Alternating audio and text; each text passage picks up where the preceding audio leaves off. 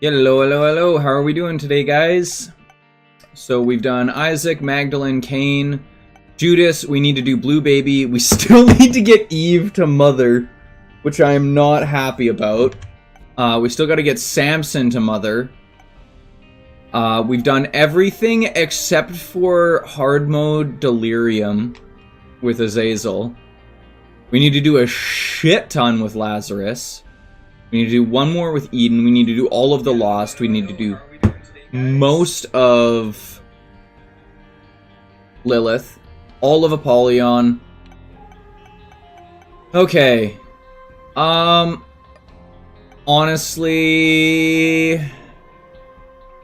let's just start with Lazarus. Not my favorite character. That doesn't make it much better. Gives me a little bit more range. Thing with Lazarus, though, is you gain more damage, I think, the more you die.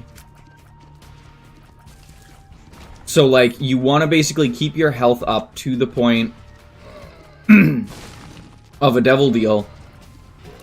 And then if you can just kill yourself with the Devil Deal, you gain damage. Is my understanding. Now, my understanding might be skewed, because I haven't played this character in a while, and I don't really remember what he does. Ooh, Monster Manual's nice, but I think I'm actually going to take How to Jump, for the simple fact that it does allow me to get across gaps.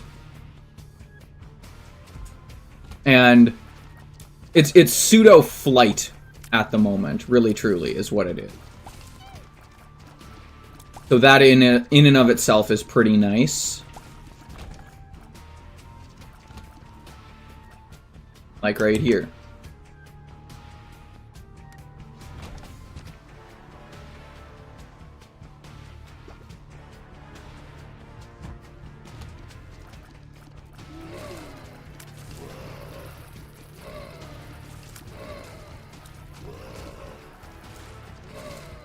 Did my little dude shrink him down? Oh, that's probably what happened.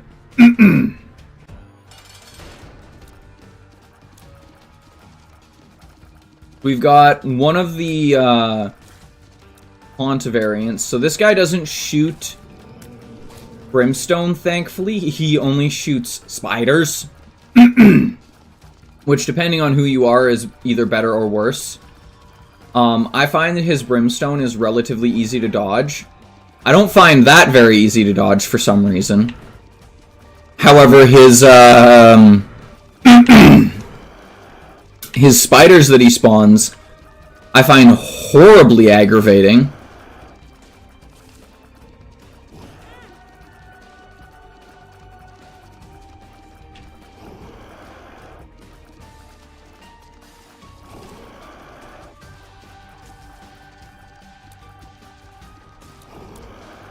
Please stop it. Hearts, that's Tropicama. Okay, so it's just tiers and... It's just tier size, essentially. It just makes your hitbox a little bit bigger.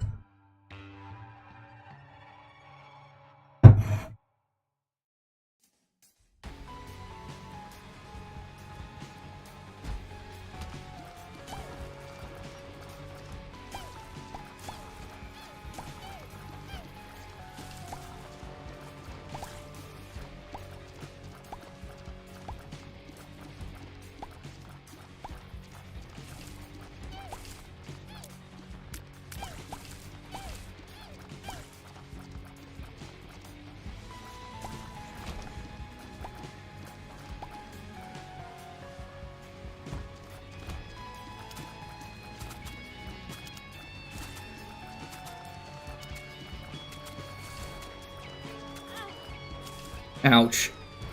So we've lost our Devil Deal chance. Well, we haven't lost it, but there's a pretty good chance we won't get it. If I can get some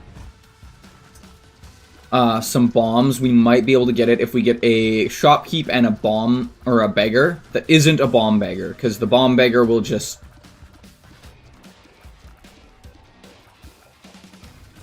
You try and blow him up and he just kind of drops troll bombs. Now, if I had safety scissors, that's great. The safety scissors bomb beggar is actually such a great way to, like, get yourself bombs. But it's pretty situational. Doesn't work too well if you, you know, don't have safety scissors. It's great. It's so good.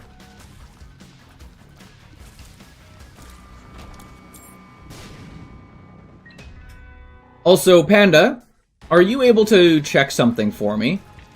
This is not me asking for anything from anybody, but I started a discount thing for 2 days on gifted subs.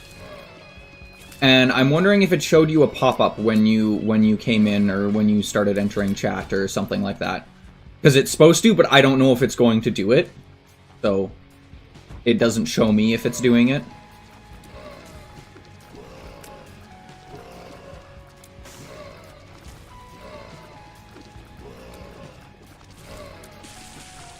Also, how are you doing this morning?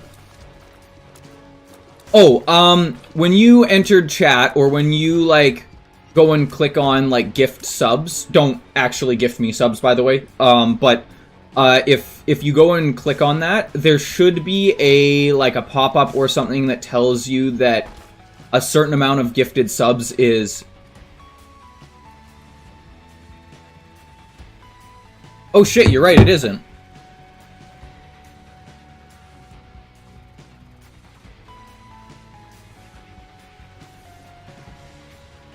I didn't even notice.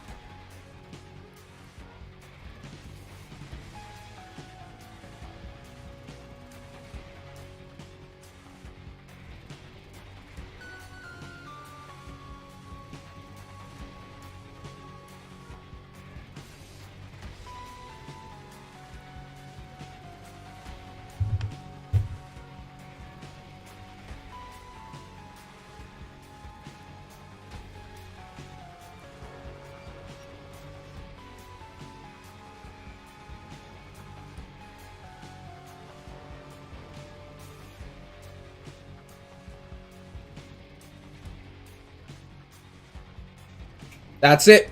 That is the one.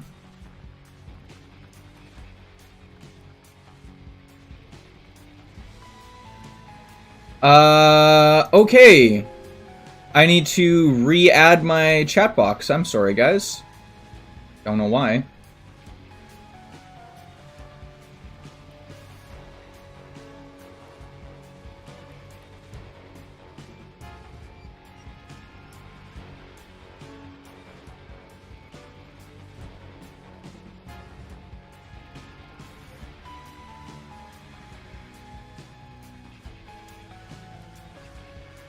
Because I just started it. I actually had to, like, go in and try and, like, set that up.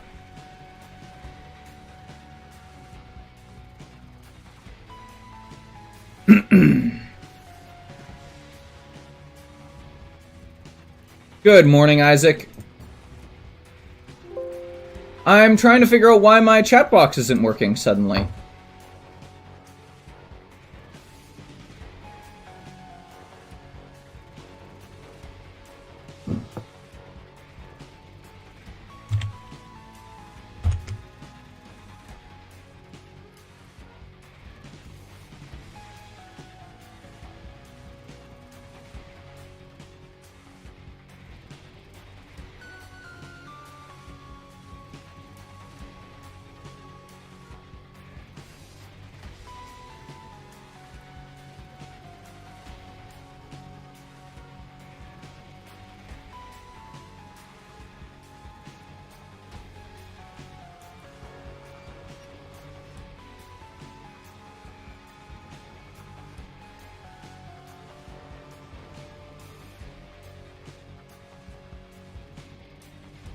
So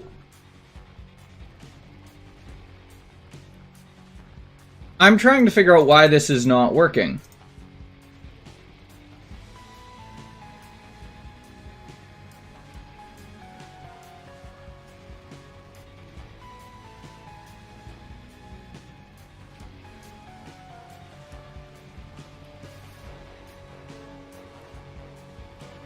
Because I can see you guys typing and talking in chat, and my chat box has just decided to say, nah, bruh.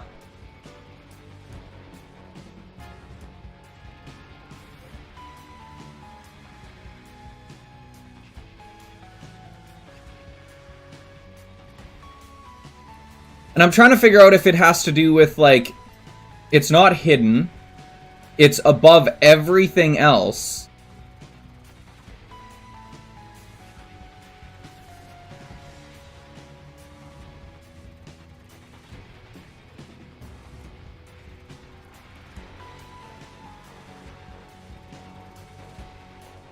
If I go to here...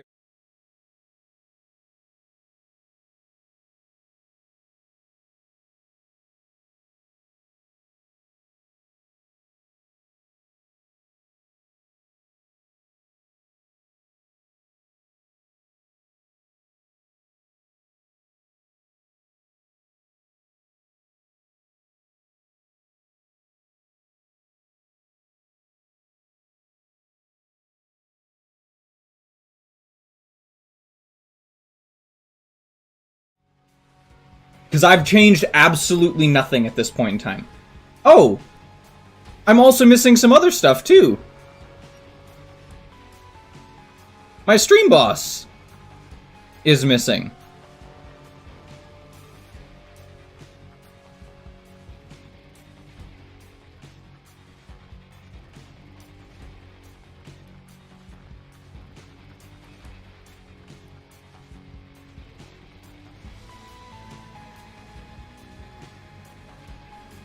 What the hell?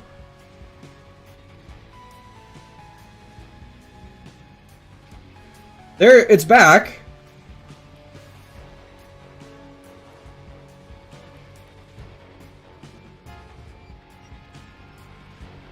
Okay, follower goals back. It's just the chat box.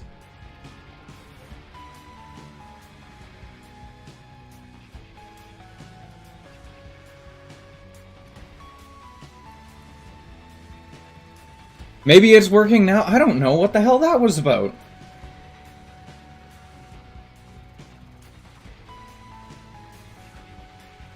This is so weird, guys. I've never had this happen before.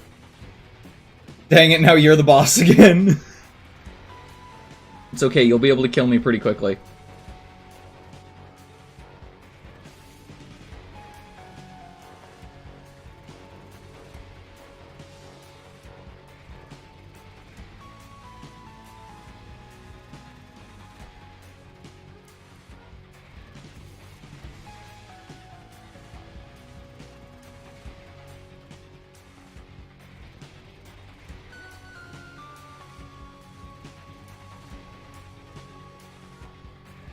Hey, there we go.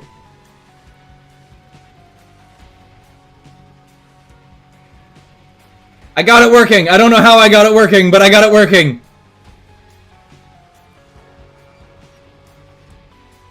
Thanks for stopping by, Turkish.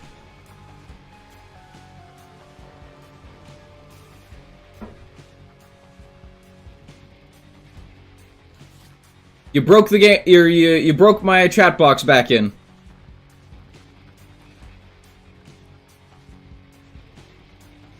At least it works now. That is true. At least it works now.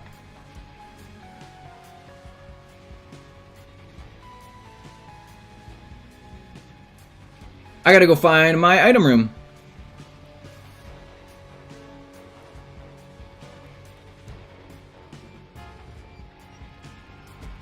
So how's everyone doing this morning?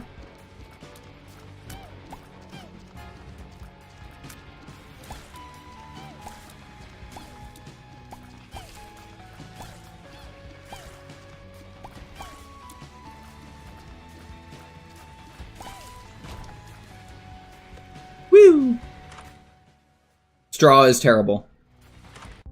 Get a... Oh, more options is really nice, though.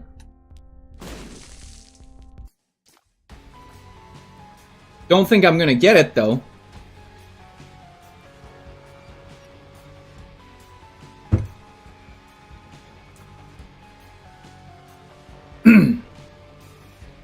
Yeah, how's everyone doing this morning? We doing good? We doing fine?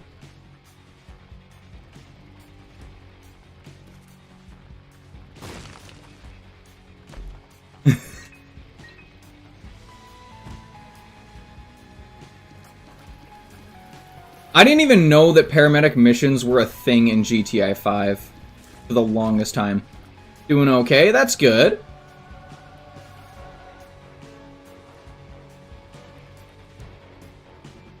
Okay, we should find our super secret room. Since we have big boy bombs.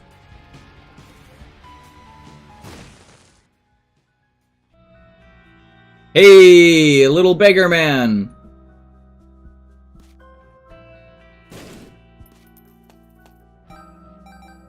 That's good to hear. Also, I do need to change one thing with the chat box.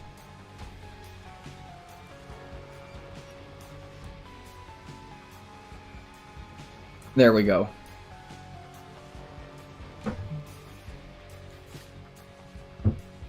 I'm glad you had a good birthday.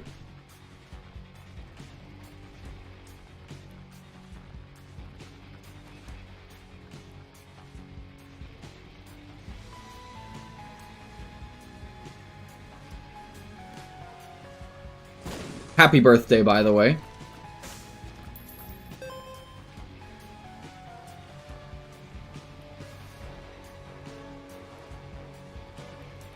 That's pretty awesome. That's a pretty awesome day. Got to admit.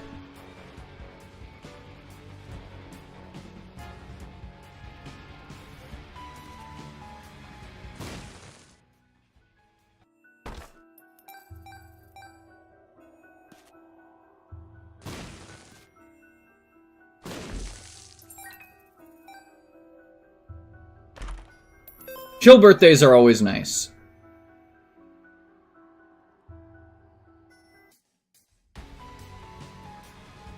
Yeah, honestly, it's like, what else could you really want?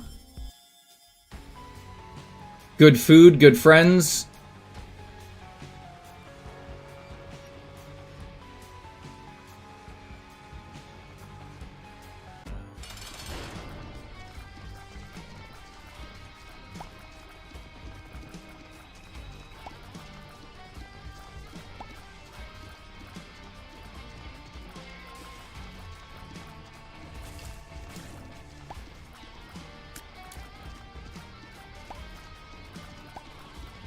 That's true. But like realistically want. Yeah. That's actually one thing that I always that's a conversation that I always like having with people is like, what would you actually do if you won the lottery? Like if you properly won the lottery, what would you do with it?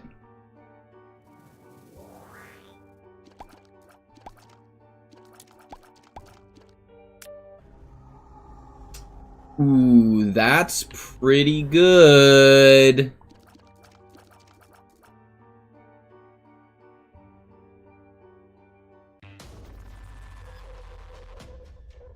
Like 90% of the time, like all I think of is like, I'd just keep working. Keep working and try and invest that money. Yeah.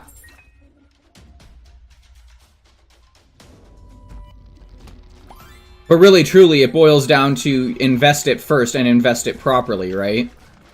So, like, my biggest thing would be, you know,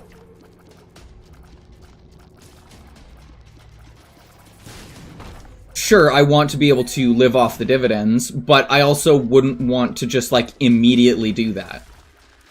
Right? I'd still be putting money into my company, I'd be finding a place to work.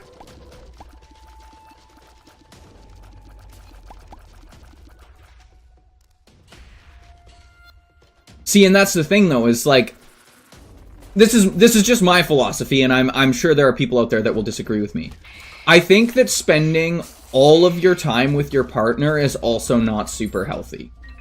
People need time away from each other to do their own hobbies, to do their own things.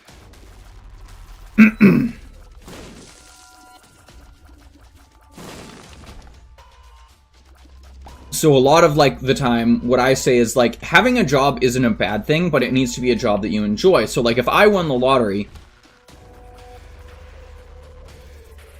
a lot of what I think about is, like, okay, I would want to have enough money that I didn't need to work if I didn't want to.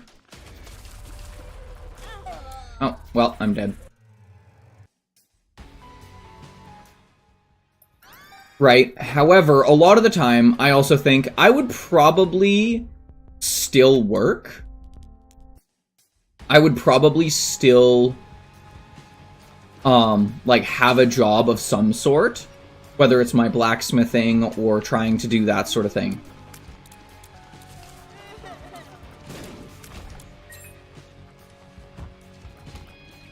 See, and, like, that's the thing, is, like, had I...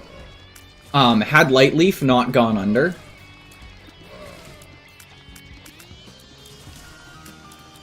I would have been completely content working at that job for my entire life because I genuinely enjoyed it. It was probably one of the best jobs and one of the most fun jobs I ever had. But I also understand that that is super rare to find. I understand that finding a job that you are that engaged in and enjoying that much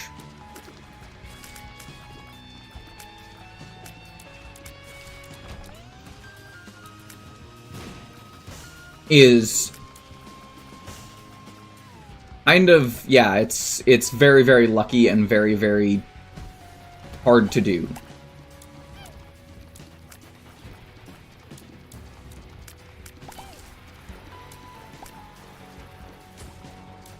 See, and here's the thing. So, a job could also be your own company.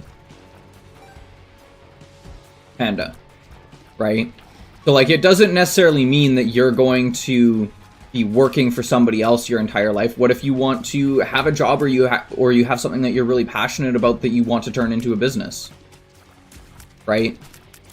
That is still a job. Do I consider blacksmithing my hobby? 110%. Do I also know that it is going to become my job? Also, yes. I'm not blinded by that.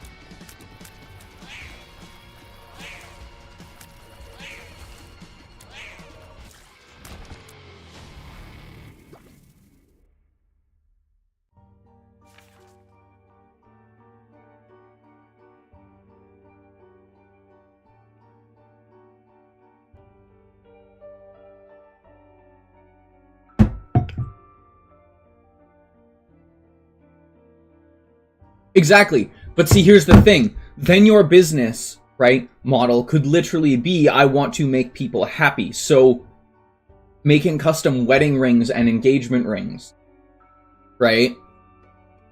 And helping, because the business doesn't necessarily need to be super successful because you've won the lottery, you can then focus on making people happy, right? So, rather than them needing to pay for your time, your effort, your everything that goes into it, right? They literally just need to pay for materials so that the business is just kind of self-sustaining. It's not growing, it's not shrinking, it's just self-sustaining, right?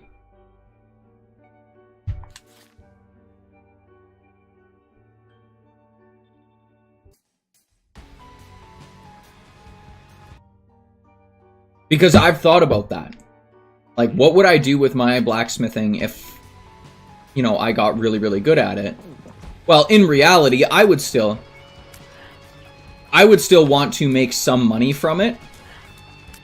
Because my thoughts on it are I would like to help other people also enjoy that passion, right? So if there's a kid that comes to me, and when I say kid, I'm talking like someone who's 20 to 25, that's like, I really want to get into blacksmithing. It's like, cool, I will hire you to work for my company, the Sooty Raven, to make knives, right? Because this is something that you're really passionate about and you really want to do, right? You'll get all like the work experience that you need and learning and training and all of that, right? I don't need to super worry about shit hitting the fan because I have enough backing to just keep it afloat.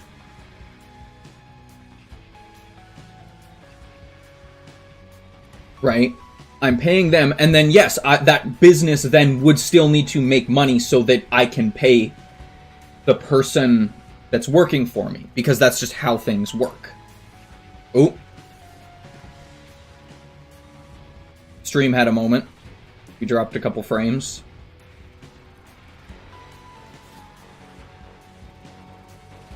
But I wouldn't want it to be a... how do I put it? I wouldn't want it to be a proper, like, capitalist business.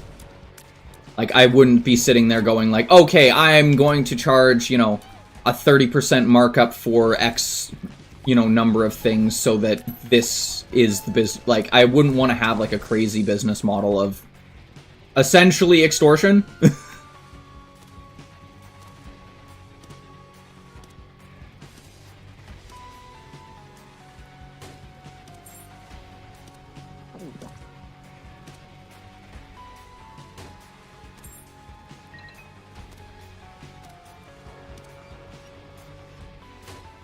You know, a bomb would be really nice.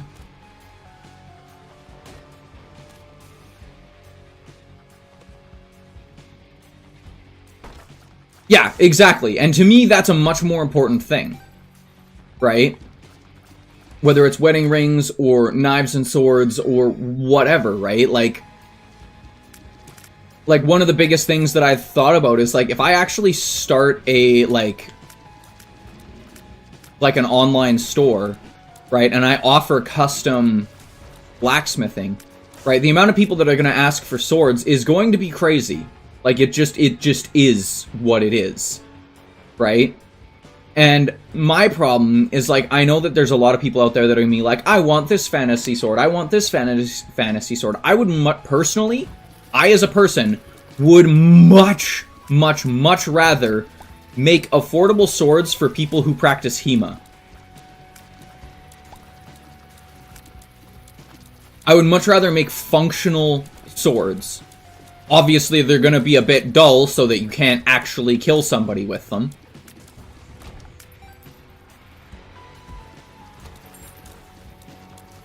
Right? But at the same time, there's some people out there that are just fucking nerds, and they're like, I want a Dark Souls sword. It's like, if I can make it, why the hell wouldn't I? Right? If I can make this kind of weird dream of yours come true of, I want to own this sword from, you know, whatever Souls game, you know, why not, right? Like, if it's something that you really, really want, and it's something that you actually have the money for,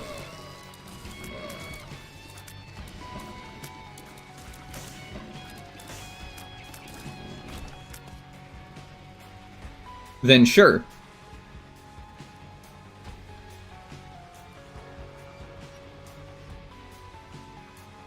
Radon, yeah, great. So yeah, exactly. Like, zero purpose. Like I hate to be the person that says this to everybody, but like, making a sword like that has zero purpose. You cannot use it in HEMA. You cannot use it in any sort of combat sport out there. It is functionally pointless outside of being a decorative ornament that hangs on your wall. And if that's the case, most of those swords that I would make them out of mild steel, because that is A, cheaper, B, easier, and C, doesn't require a crazy amount of heat treating, tempering, like, and all the constraints that go along with it. Right? Now, if someone was like, oh, cool, I would like to, like, purchase an actual sword, it's probably going to sit on my wall 90% of the time, but I'd like to purchase an actual sword that is functional. It's like, okay, that is obviously going to be more expensive because my time chunk for building the sword went from, 30 hours to 60 because I've got to do all the heat treating, all the tempering cycles, like everything like that.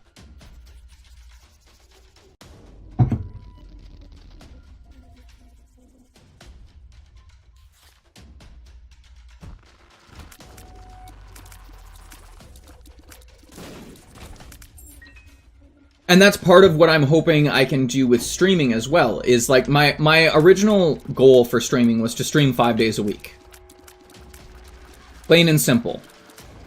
Right? But what I would love to do is to be able to set up my stream, right, to be, 3 days of this and 2 days of blacksmithing.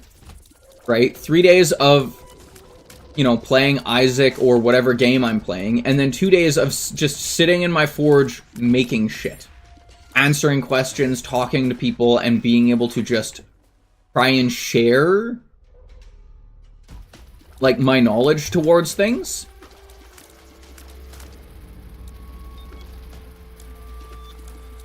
Because, like, that's one of the biggest things that I enjoy doing. I love teaching. And one of the guys that I was talking, so there's a guy that lives in the same city as me, and he's, I don't want to say a super successful streamer, but he is much more successful than I am. And he does a lot of Soulsborne games. That's his thing. And he was asking me, like, if there comes a time that you have, like, a website set up, would you consider working with me to create something that would allow, like, people that watch my stream to order stuff from you? Kind of like a sponsorship. I don't know. It's something that we're going to talk about in more depth when he actually gets to kind of like the goal that he wants to get to. But even then, like, that's a completely viable thing to do.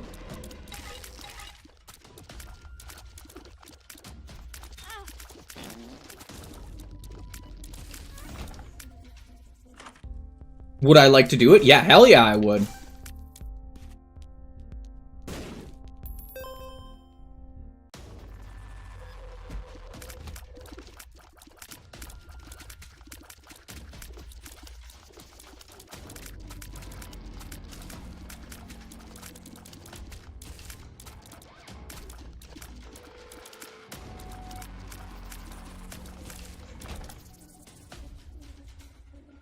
Yeah, his whole shtick is he plays a lot of Dark Souls and that sort of thing. Dark Souls and like Demon Souls.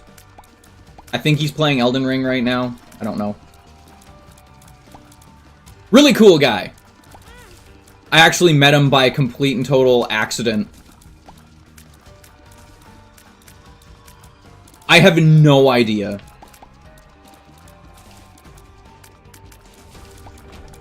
I genuinely have no idea.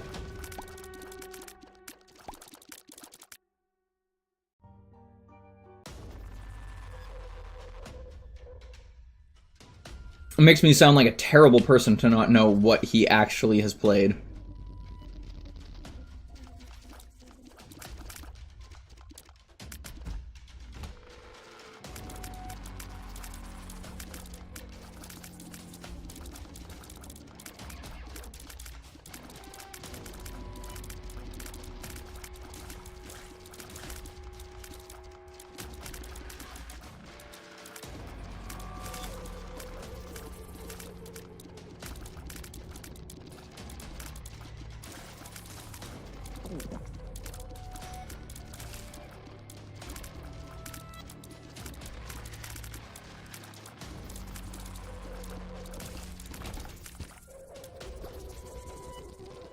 Alright, well, we're gonna head down.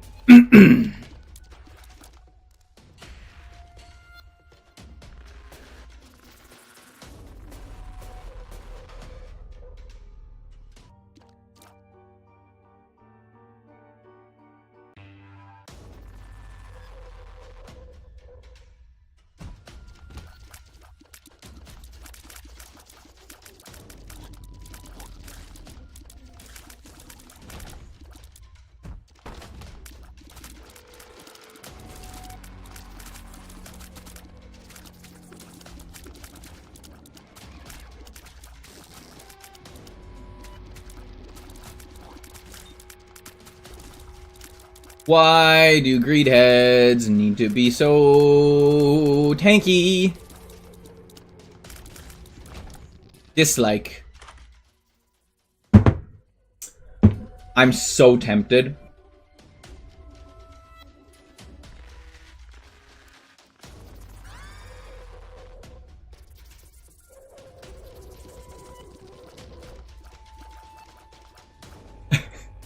I'm so chunky now. Oh my god.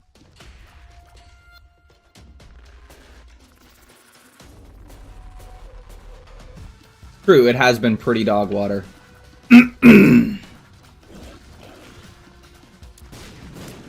I hate that he's immune to his own bombs. It's so aggravating.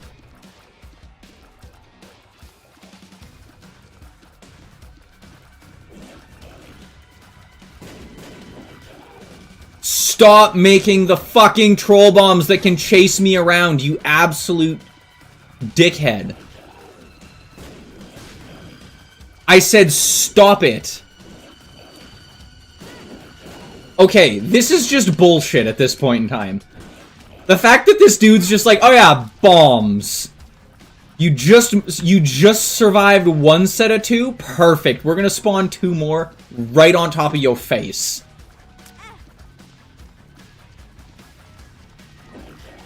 Oh yeah, thanks, asshole. Like...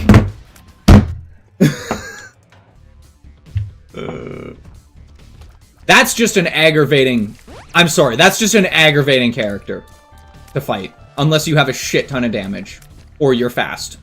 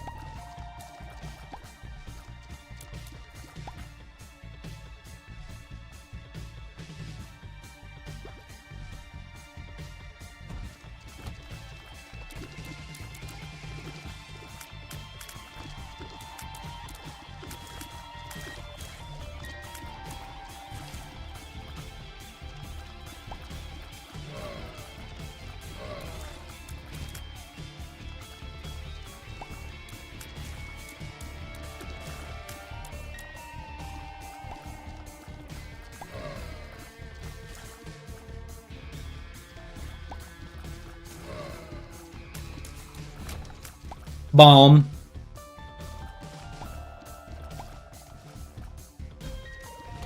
I mean, to be fair, most of the time that I see a D4, unless I've already got, like, a pretty,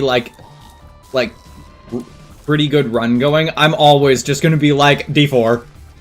Because I want to see what items I get, because sometimes you can end up with some janky-ass funny items.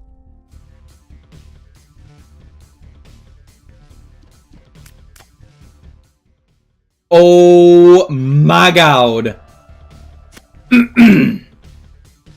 Okay.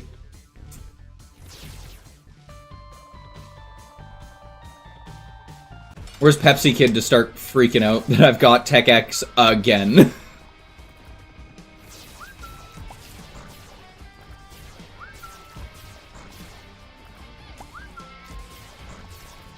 Ow.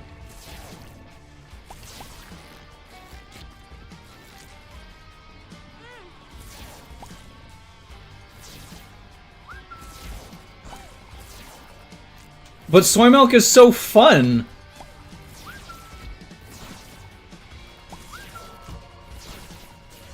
Crushes all chances at a speedrun, but...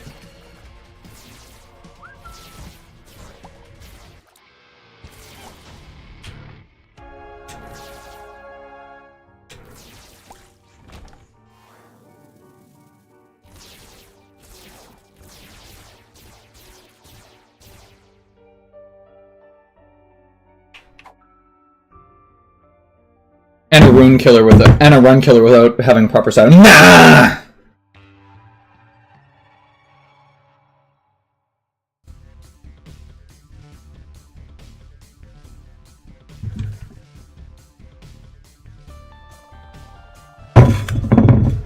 fair. Ah, coffee.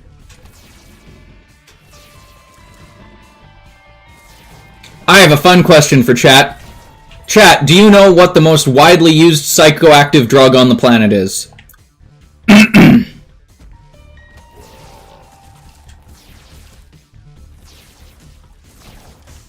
I don't know why.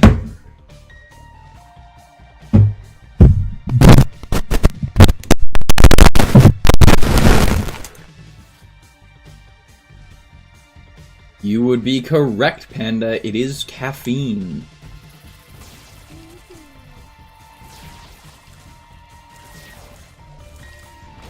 I said, yeah, so psychoactive drug. It is caffeine. Caffeine is the most widely used.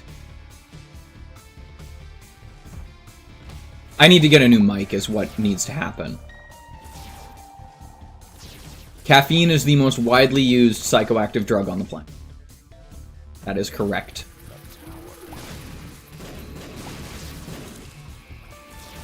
My brain misunderstood the question. No, dude, that's fine. That's kind of the whole point of that question. It's confusing.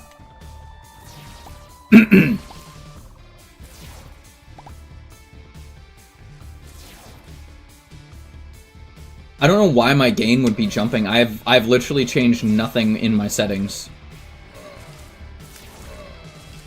Ow.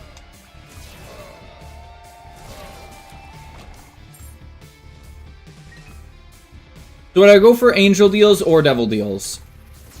I feel like devil deals make more sense because of the character that I'm playing. You know, drunk ass Mike probably. Dead Onion would be so good, right? Oh my god, it would be fucking amazing, right?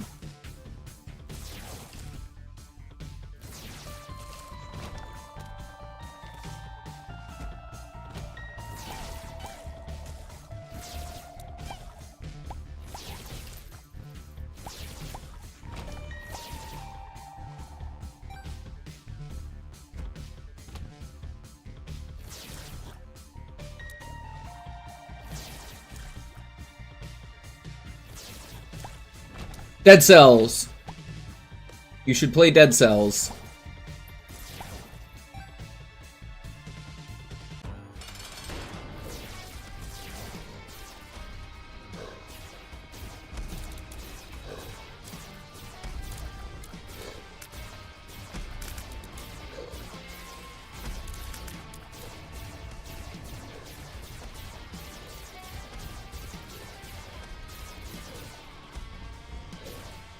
The only thing that I need now is Spoon Vendor.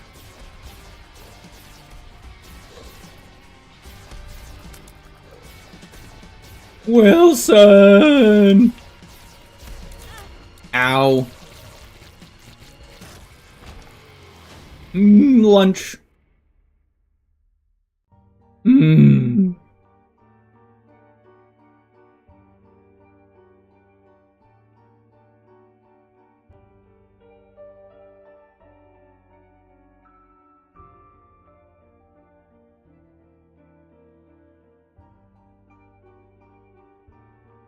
What news have you got for me?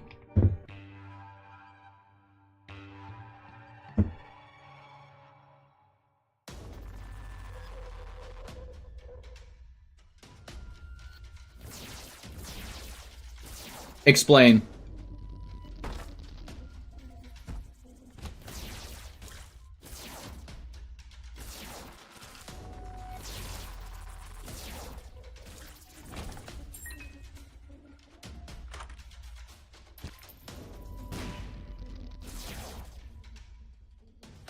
Now the damage of the laser depends on its size. Oh, so it's just chocolate milk with lasers.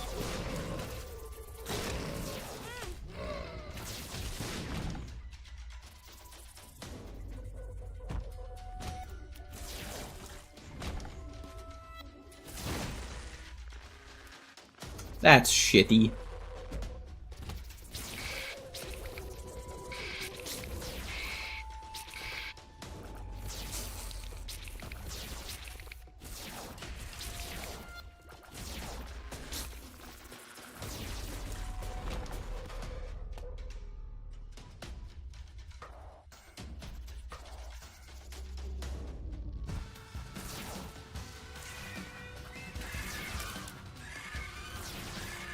Get the frick frack snick snack paddywhack out of here.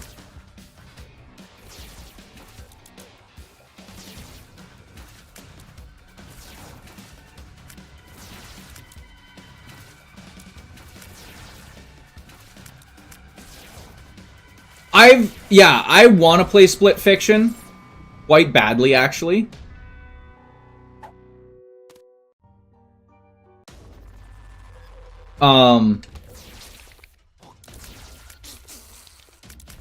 However, problem with Split Fiction is you kind of need a partner to do that with, whether it's, you know, girlfriend, boyfriend, whatever in between.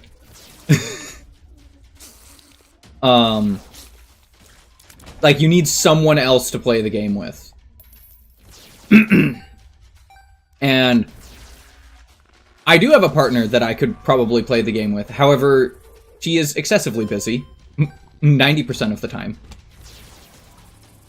So actually finding time in, like, even in a week to play a game with her is quite difficult.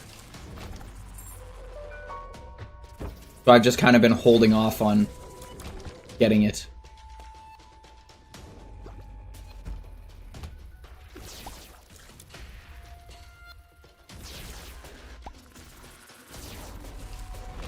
Also, can I just say, Wilson, for being a scientist is kind of... How many scientists have you ever met? Stool. Because I'm going to tell you this right now, most scientists are dumbasses. Most actual scientists that work in a lab all day are really dumb when it comes to, like, real-world people. Like, they're so used to being in their circles of academia, where everyone understands what they're saying, that they genuinely, a lot of the time, do not understand some of the social interaction of regular people, or some of the shit that they find funny, or entertaining, or anything like that, is genuinely, like, anathema to other people. And vice versa, where it's, like, standard regular people, a lot of their humor and a lot of their thought processes are completely anathema to, like, PhD scientists.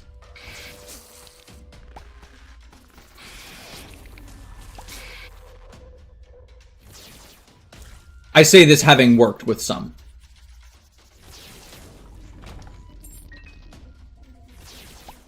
And to be fair, I'm actually a pretty good metric for that, because I genuinely am pretty dog shit. Oh, 100%. There are so many people that are autistic, that are in, like, the scientific community. It's wild. But I got a fun metric for you. What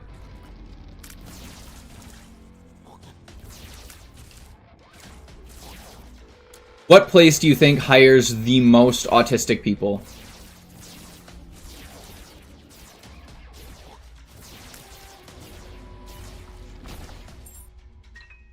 Like, what job do you think hires the most autistic people?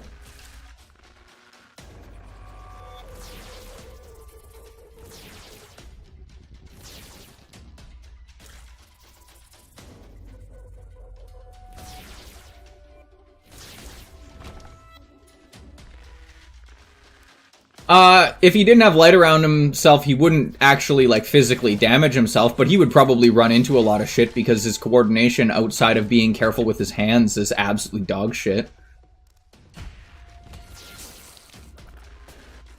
Statistically, it's the military. Panda.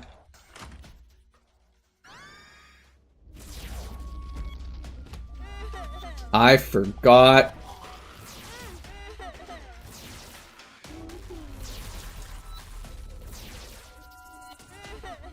I forgot we were on an XL floor.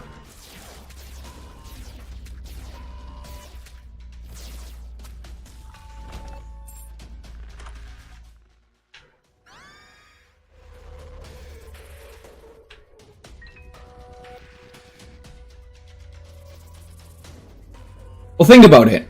The problem that autistic people most of the time have is they need someone else to tell them what to do because they don't know how to function.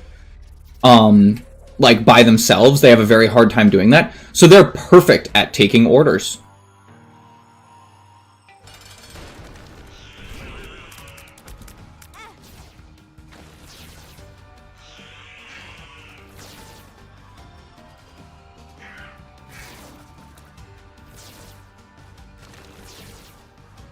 I know there is.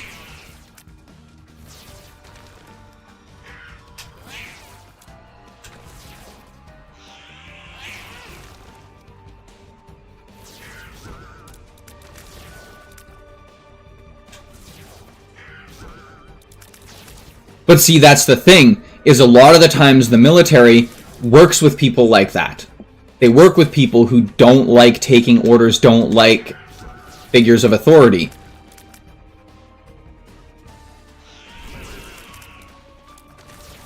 Okay, but at the same time, would that outweigh the ability to have complete and total, like, control of your life? Like, that's the thing. Is a lot of the times for people with autism, I don't know what's causing that, my guys. I really don't, and it's really starting to aggravate me.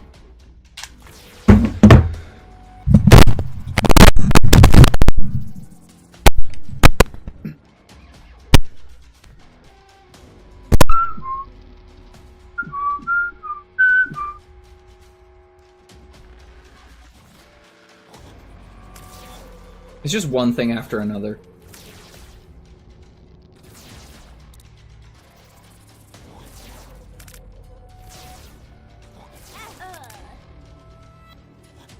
Like one of the guys that I know, he's in the military, and he said, did he want to tell his superiors to shove it 90% of the time? Yeah, he was like, yeah, I did. I did not like it. He was like, I did not like taking orders. I did not like having any of that. He was like, however, the one thing that kind of kept me going and doing things was that everything else in my life was planned and disciplined. He was like, I didn't need to think. Right? I could just do. And he was like, for some people, that's terrible. For some people, they hate it. He was like, but it's what he needed. Right?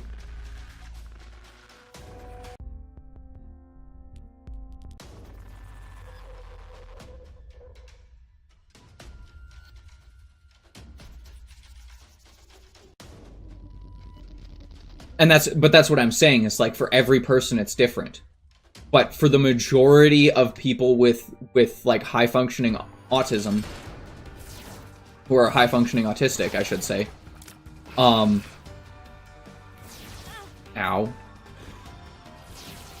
It's very good for them. See, but then you might get employed by the military to be a drill sergeant or an instructor or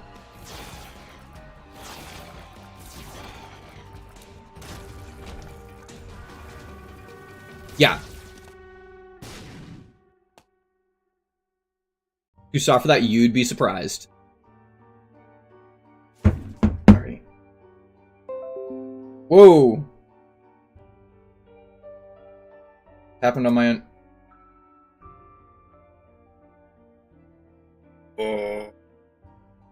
Oh. Alrighty, down we go. I gotta run to the washroom real quick, guys. I drank all of my coffee at light fucking speed, so I will be back in about 30 seconds to a minute. Once I pause this.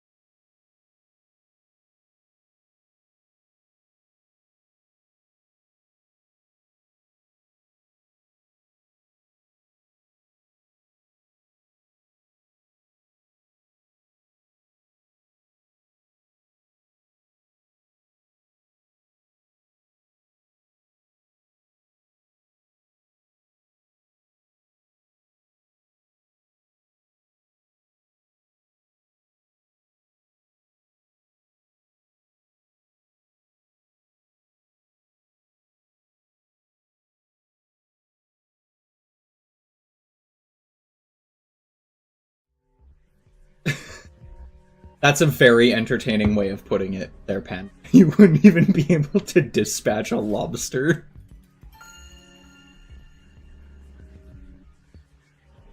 When you say dispatch a lobster, are you talking about killing a lobster? Unaliving a lobster?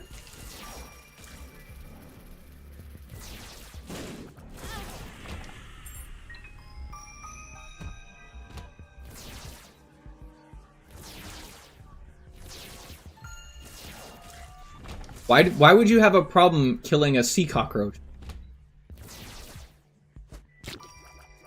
It's a genuine question.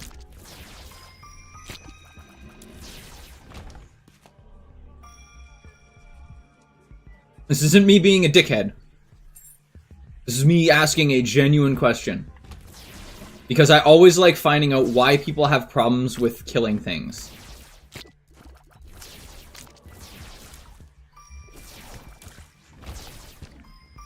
Right. Like, I'd love to try a lobster sometime, but seeing them alive and well in their aquarium just makes it so I can't. So, here's my question for you. Do you have a problem... like, if you have, like mice or something, would you have a problem setting a mouse trap? And the mice dying? Because you've set a mouse trap?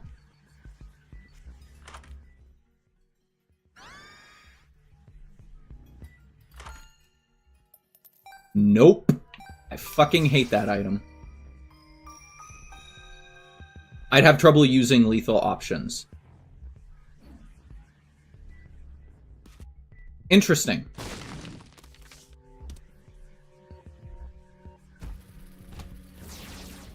Any specific reason why? Does it just go against, like, how you feel as a person? Does it go against, like, some sort of belief system that you hold?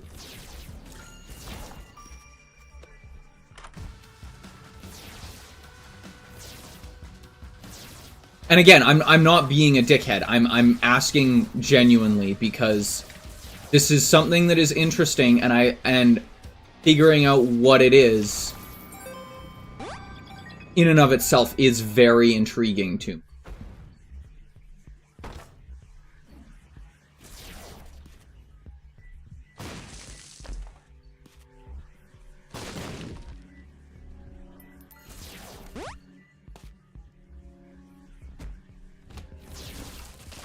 So you don't have a problem with something dying.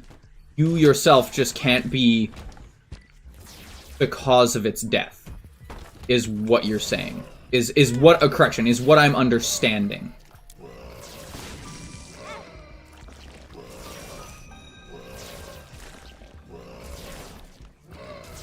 Okay.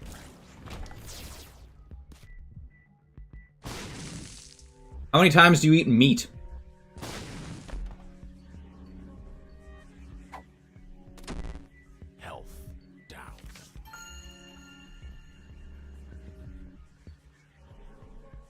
Again, I'm not being a dickhead. I'm asking genuine questions because this is something that I find very interesting. The amount of times that I hear people...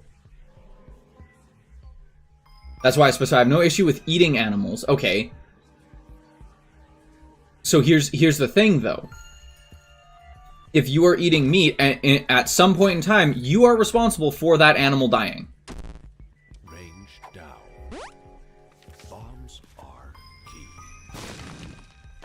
And again, that's not me being a dickhead.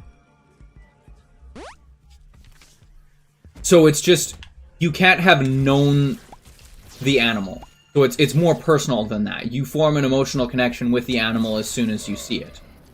Which is pretty common. Like, that's a very common thing. Humans pack bond with functionally everything. So, it's not an uncommon trait.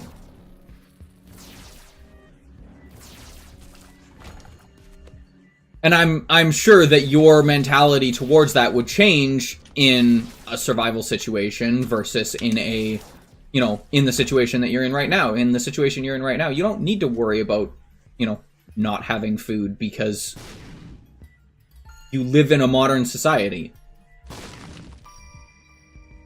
Okay, but here's the thing. I actually agree with that. Squishing a spider in your house is actually probably one of the worst things you can do.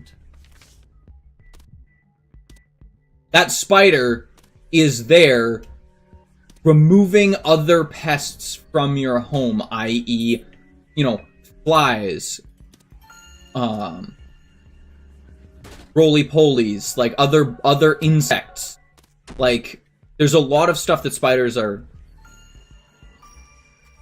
Like, spiders are an effective thing to have in your house. Especially certain spiders, like wolf spiders or huntsman spiders. Super useful to have in your home. Because they don't make webs, and they just kill shit. Like, they're a super effective, you know... they're a super effective thing to have in your house.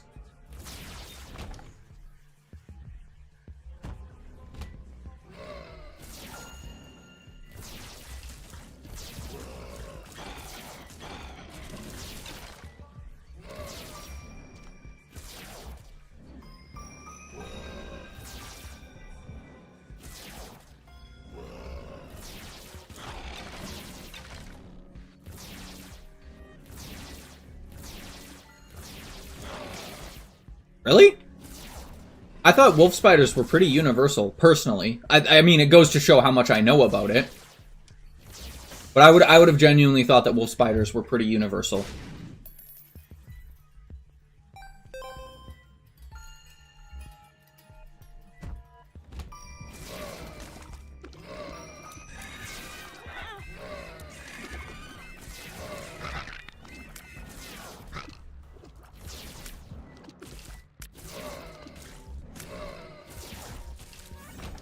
Aren't you guys practically, like, aren't you practically the same, like, latitude as us?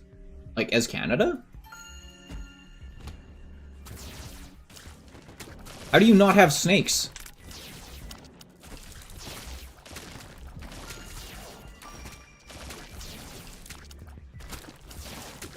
I have to believe that you have some form of garter snake.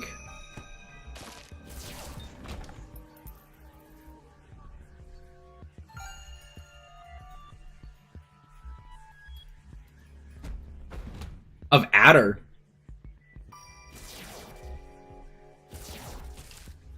So the snakes that you do have are extremely poisonous, is what you're telling me.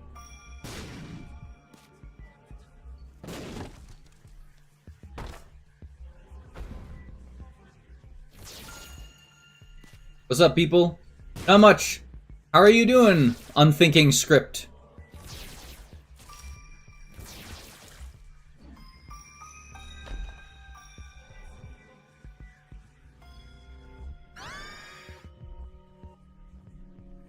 Okay, we're back to full health. We're gonna drop a bomb here.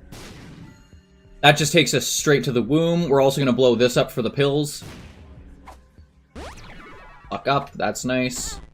Bad trip is bad. Obvious reasons.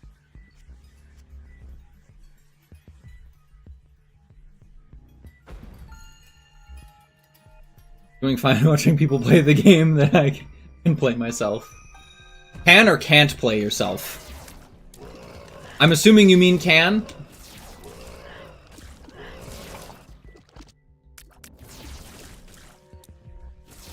Hey, Moonglow, how are you doing? Ooh, I think we take Book of Revs here.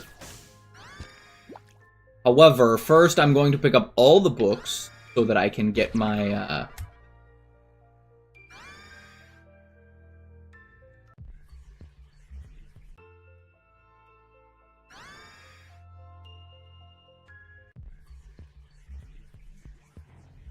Sorry. Okay, straight from Google. The Netherlands has 3 native snake species. The adder, the grass snake, and smooth snake. The adder is the only venomous snake found in the Netherlands. Really? That's kind of crazy, actually. The venomous snake... Oh, look! A 1% planetarium!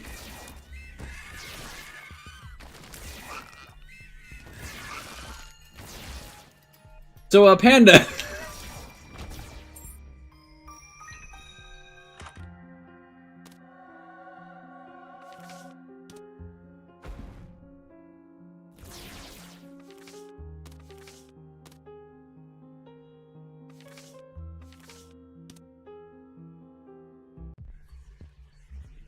Taurus prediction.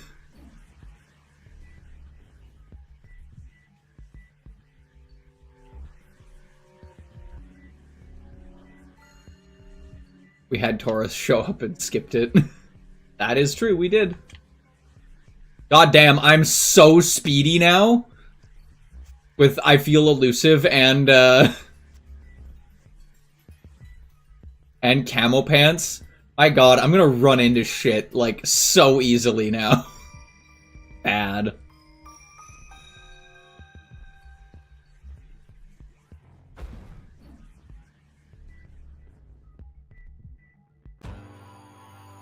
War.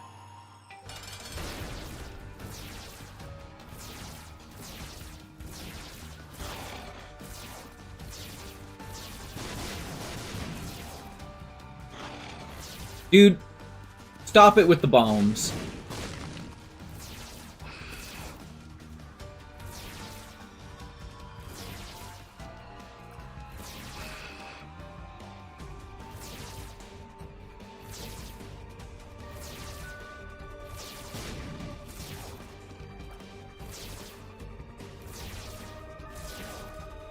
I imagine it's annoying. It's kind of like playing with mom's foot constantly trying to stomp on you, except you can...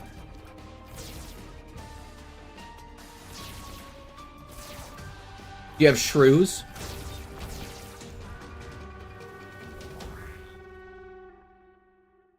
You have shrews, Panda? Why did that stomp on me?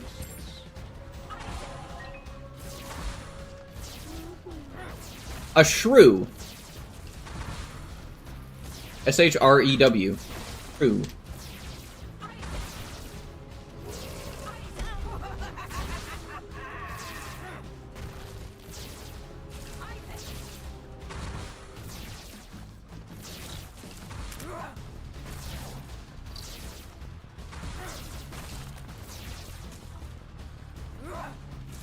I guess, yeah. Like, it makes sense as soon as you say it. But my dumbass was like, oh, it stomps enemies.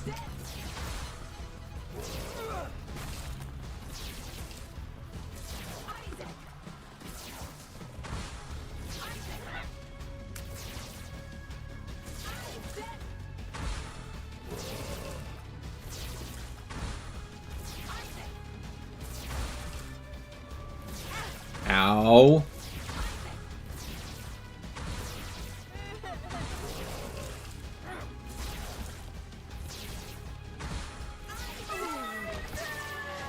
Or I just won't get the Devil Room. We need to either go up or down. So I'm just gonna go down because it is the easier or the harder one to do, and I would rather do it now and first rather than trying to just like...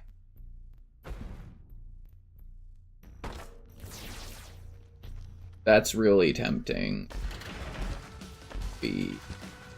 I'd say that was pretty worth it.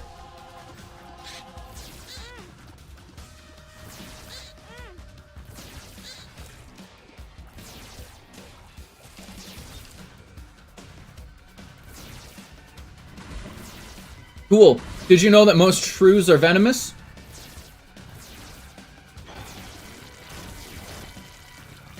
One of the few venomous mammals.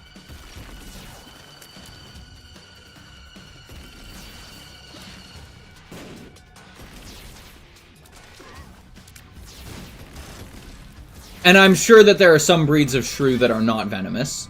I know the ones that we have in Canada are. Not venomous enough... Oh, fuck me. Not venomous enough to, like, injure you, per se.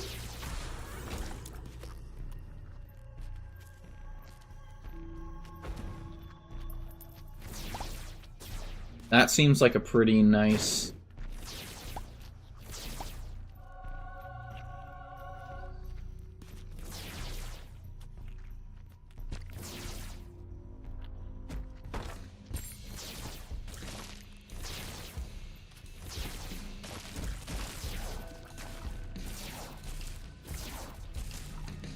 And here's where me, like, learning too much about biology has just kind of proven to both be a hindrance and a funny thing. Because I sit here and go, do you know this animal? And everyone's like, what the hell's that? It's like, it's just a thing that exists. That's all. Ooh, more HP.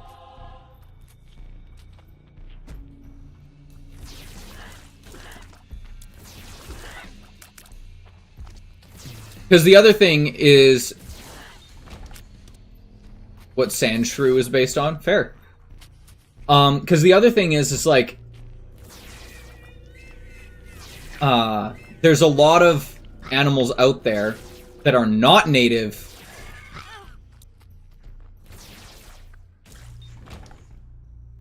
Thought it was just a silly mole. No, it's not. It's a completely different animal.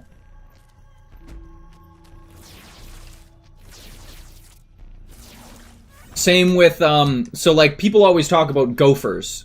Like it's an animal here in Canada called a gopher. But what we call a gopher is actually called a ground squirrel, and there's two different types of ground squirrel, or actually, I think there's like 12 or something, just in Canada. But one of the ones that what everyone actually thinks of as a ground squirrel, or as a gopher, is called a ground squirrel. And the one that most people think of is called the 13-striped ground squirrel, and it's actually endangered.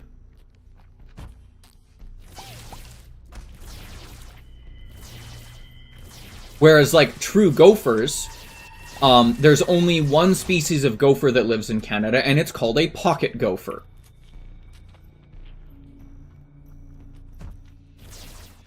And they are extremely endangered and very rare to find.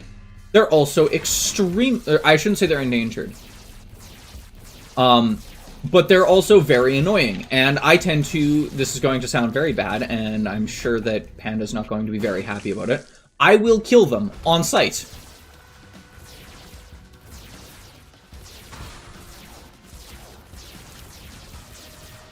Because if you have pocket gophers, you cannot have a farm. Or you cannot have a, garden. Whatsoever. They are probably one of the most destructive little bastards on the planet.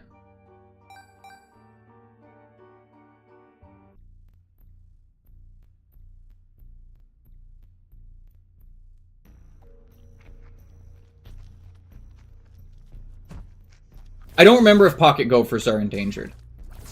I didn't think they were. I know 13-striped ground squirrels are endangered, and yeah, I cannot kill those, even if I want to. Because they are...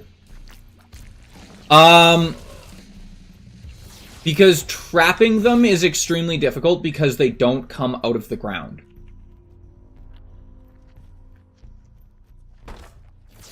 Like, most things like...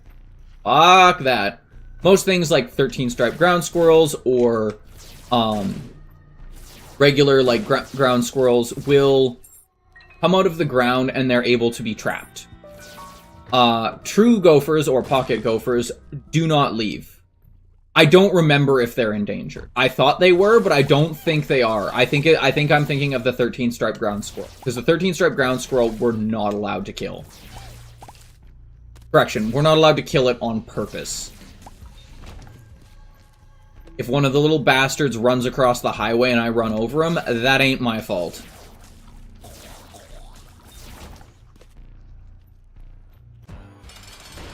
Now, a regular ground squirrel, that's a different story.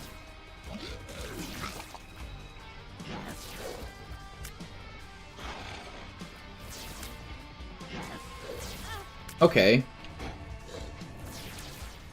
Regular ground squirrels are... terrible.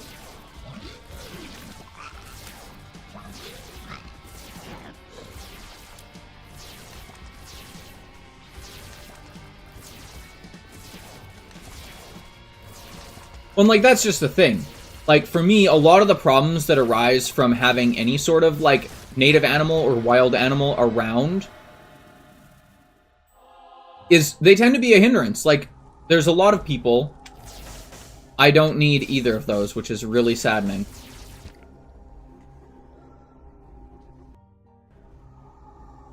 I'm going to try and play this guy. Oh. Work sword. Oh. But yeah, here's the thing, is like, there's so many people out there that are like, oh, you shouldn't, you know, kill this or kill that, and it's like, I fail to understand why. Like, I'm sorry, if a deer is eating half of, like, my garden...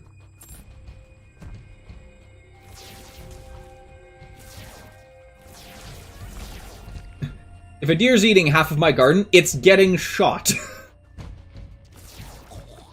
Am I going to just, like, not, you know, use whatever I can get from the deer? No, I'll use the deer, for sure. But if the little fucker's eating 90% of our crop from the garden, you bet your ass he's not gonna live. I don't care how cute he looks. There is no such thing as an endangered deer where I live. Trust me.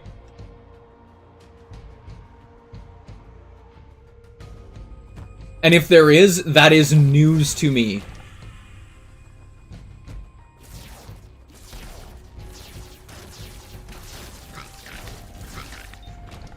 Oh yeah, no, if it's endangered, I'm not shooting it.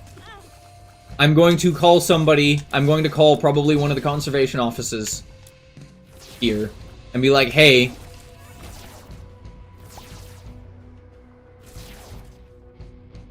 yeah, exactly. I think the only time that you are allowed to kill endangered creatures is if they are detrimental to their own species. If I remember correctly, because I did actually take a course on this.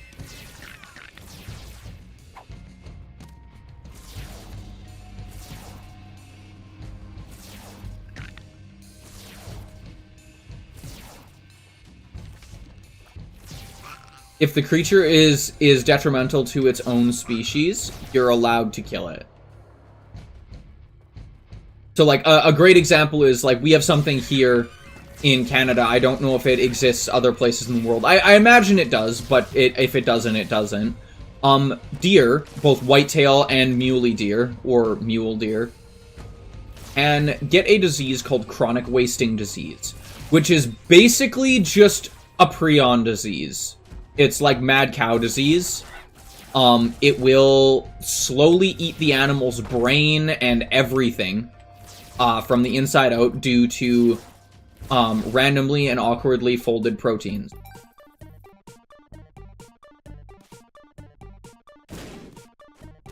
And if you've ever seen a deer with chronic wasting disease, it's where the stories of skinwalkers come from, I swear to God.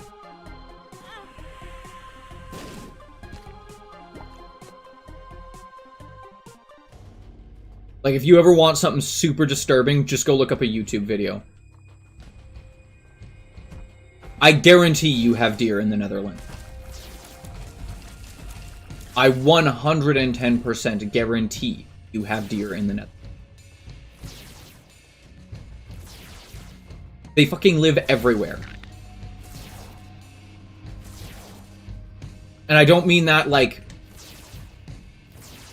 as a joke. I mean, deer literally live on almost every single continent. I think the only continent they don't live on is in Antarctica.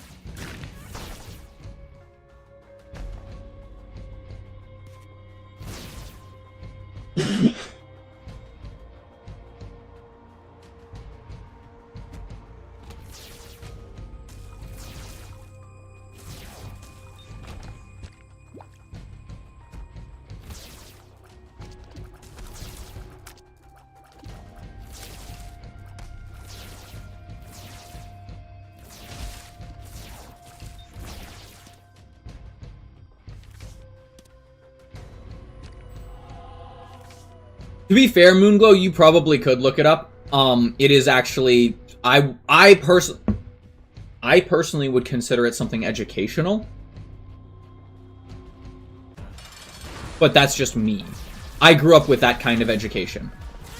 With both parents and my older cousins quite literally just showing me shit and saying, this is what this is. Sorry if it's a little creepy or weird or scary. But yeah. I would argue that that is educational. You're not doing it trying to scare your child, you're doing it trying to educate your child. But that is also just my opinion. I'd rather eat glass than go camping or anything. Really? I love camping. I love camping, I love hunting. But that also just goes to show how much of a hick I am.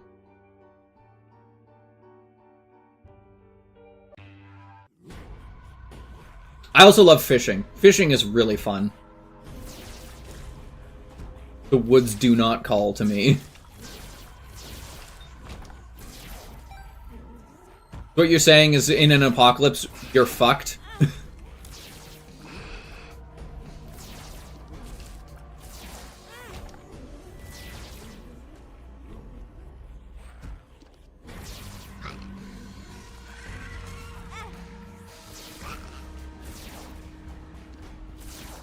They do call, I'm hanging up on them instantly.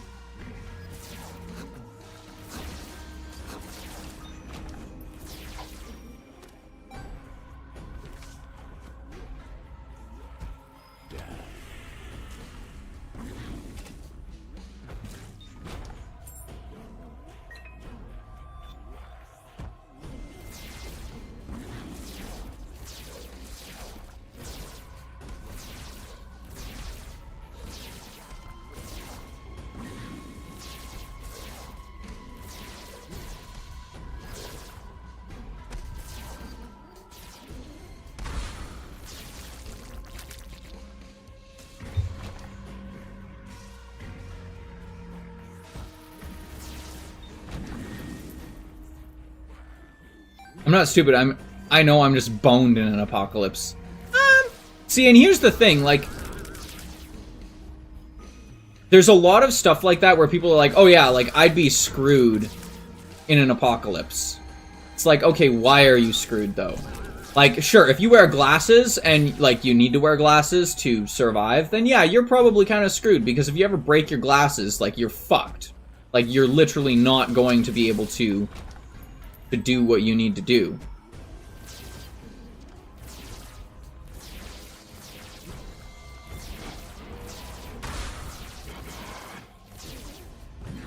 But what part of your body is fucked, right? Like, that's the thing.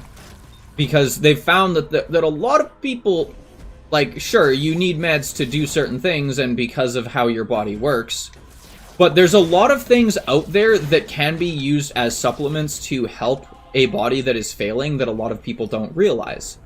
Like, one of the things that makes me laugh so much is, like, people are like, oh, I would die in an apocalypse because, like, you know, they deal with, like, chronic pain and they, like, practically live on Advil. I have a friend that states this all the time, that they would die in the apocalypse just because they can't get a hold of anything to manage their pain, i.e. Advil or something like fucking willow bark. Willow bark tea.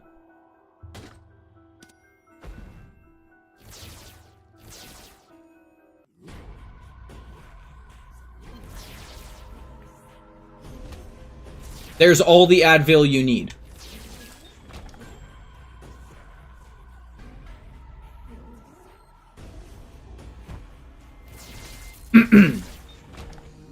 How so? Like, this is actually something that I don't know about you, so I'm kind of curious.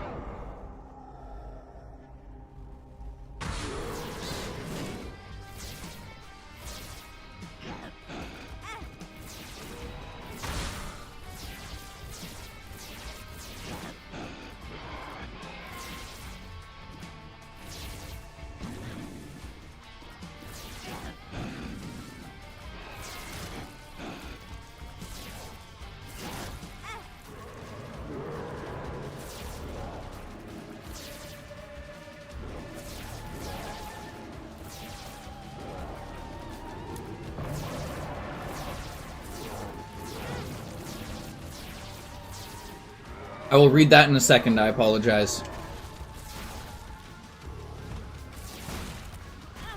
Ouch.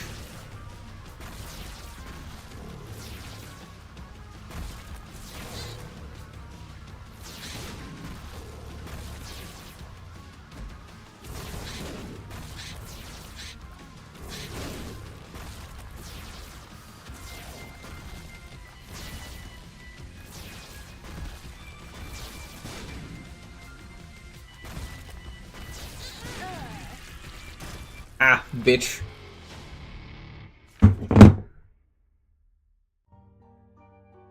In like week 20 of my mom's the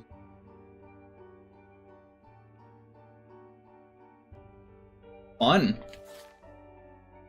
A little scary.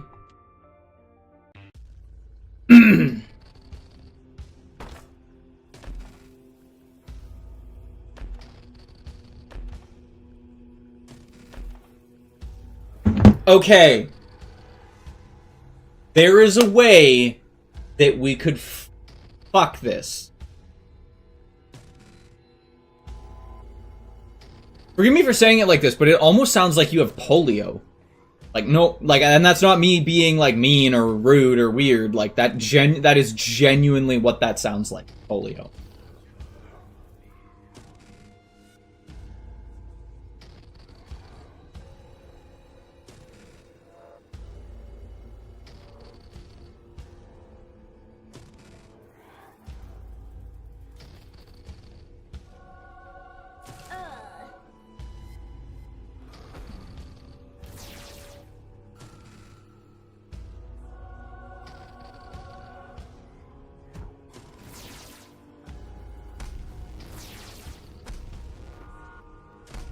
And that's not a bad thing. I think living in spite of things is much better than not.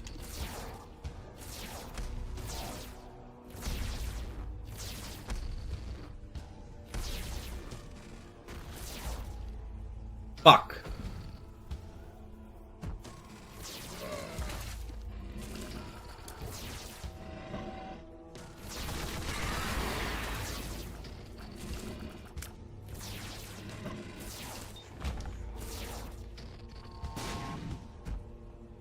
Oh good, Sister Vis.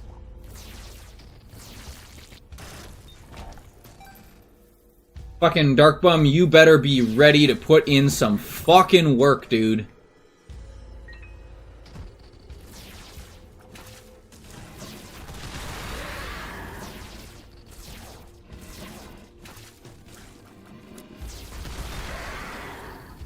Fuck.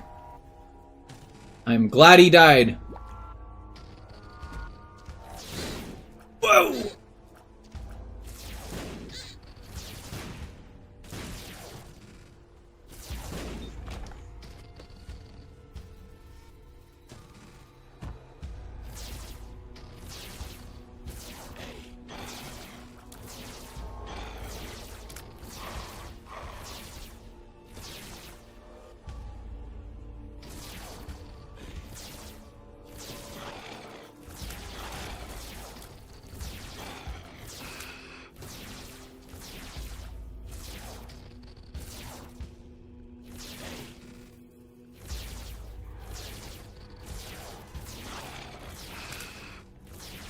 Ow.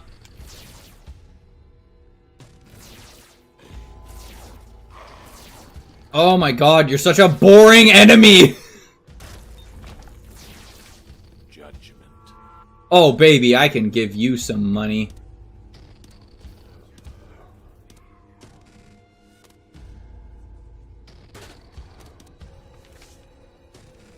The Hierophant.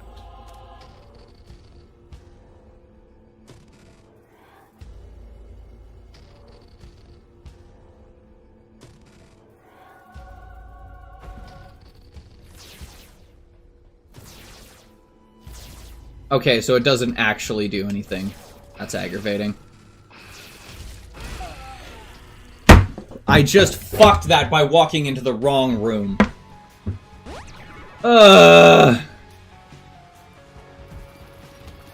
Accomplished nothing!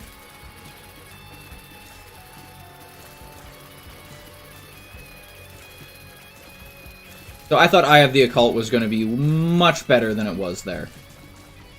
I would have definitely not risked that had I known that Eye of the Occult is functionally useless when you attack X. Ooh! Picking up.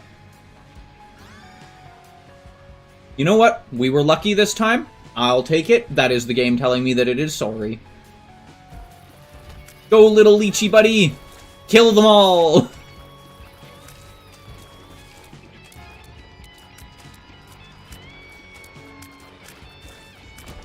What I should have done is picked up my shadow. Ooh, flies is not a bad idea. I might just take that.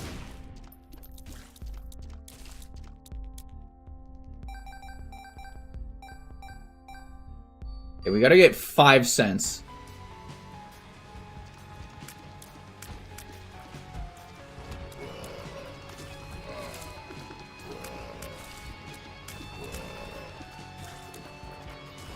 Also, can I just say, I love the tracking for the leech. Like the enemy tracking. It's just so funny. Because, like, 1 second the leech is, like, just, like, absolutely going apeshit, and then the next second he's, like, running off, like, into fucking, like, buttfuck nowhere. It's so funny. Like, the tracking for the leech is just bass-ackwards, and it is so funny to me.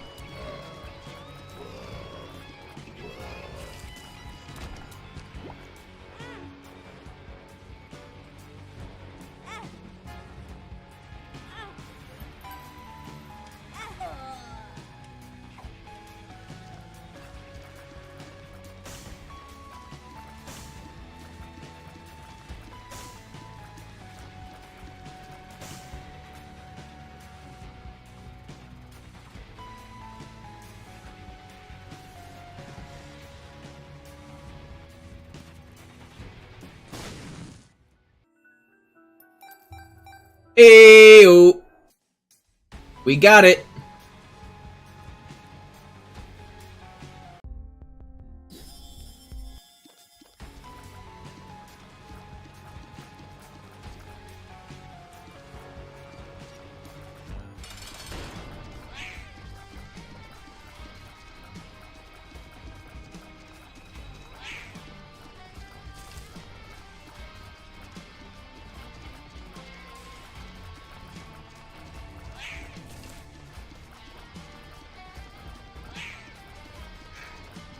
Oh, shit.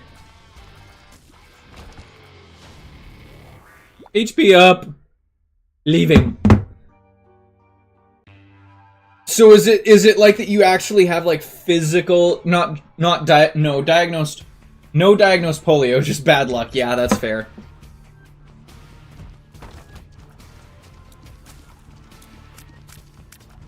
Well, I'm pretty sure polio has been eradicated as a disease that humans can get. Or, correction, it has been functionally eradicated, because there is always the chance that someone can develop a new strain.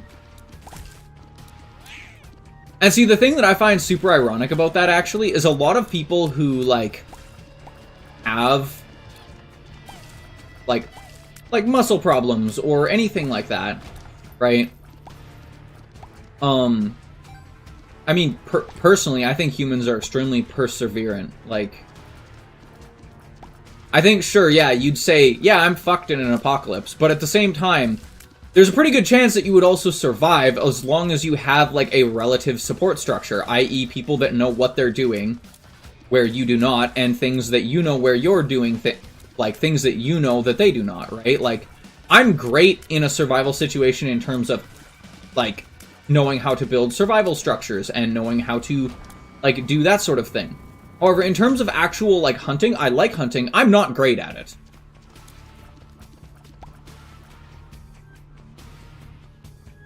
Right? Farming. I am not great at farming. Like, in terms of, like, growing just regular-ass crops to, like, you know, support a family. Like, no. I suck at that shit. I don't know how to do it. Right? However, my partner, absolutely amazing at it.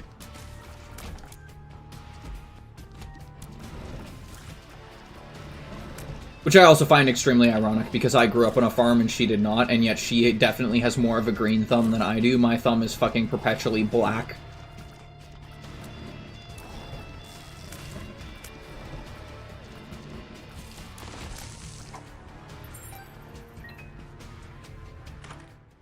Oh, baby.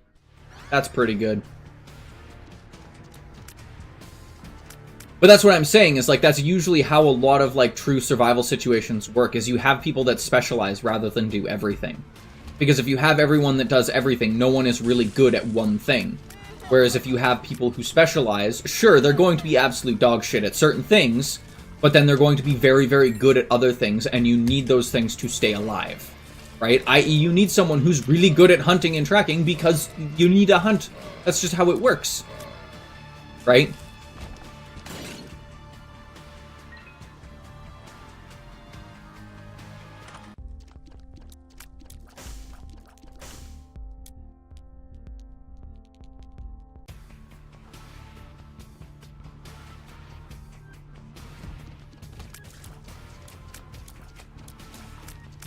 Right? You'll also need someone who's good at horticulture, and you need someone who's good at animal husbandry. Just plain and simple. That's just how it works. Right? In any survival situation. Doesn't matter where you are, doesn't matter what the survival situation is. Like, sure, if it's in the winter, like if it's in a place that has like pretty drastic climates, i.e. winter, summer, fall, spring, right? Then yeah, you're kind of SOL. Like, that's a much harder world to survive in. Whereas if, like, I don't know, you're in like Latin America or Mexico, like, it's so much easier to survive because it never gets fucking cold. You can't freeze to death. You physically can't freeze to death, right? You can die of heat exhaustion, but that's a really easy thing to deal with, right? And say you're, I don't know, living on the coast of Mexico. Like, you'll never run out of food. Like, there's fish. Right? Most trees there grow fruit, and they grow fruit all year round. Like, there are certain places where it is much easier to survive than others.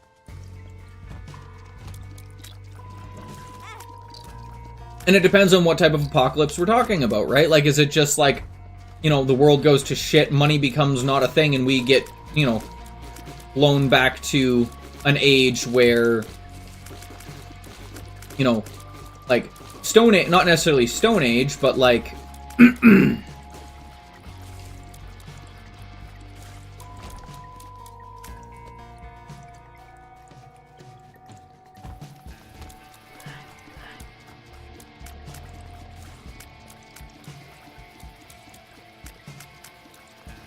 right? Or is it like, you know, proper theoretical, like, zombie apocalypse? Like, I'm talking, like, the Walking, or not the Walking Dead, the Last of Us style zombie apocalypse. Because if it's that, then there's a way easier thing to do. It's just fuck off to the middle of nowhere.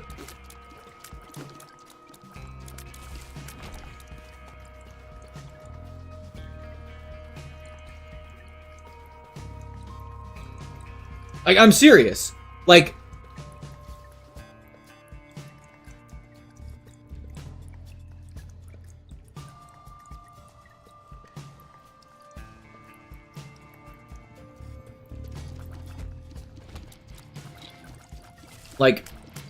The Last of Us style zombie apocalypse, literally like, the zombies die.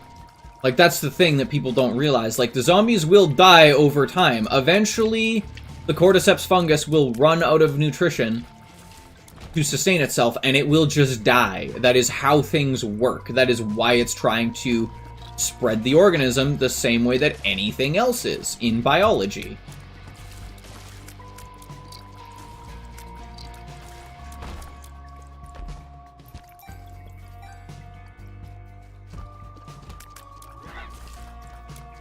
So the easiest way to survive is to fuck off to somewhere that no one knows where you are, right?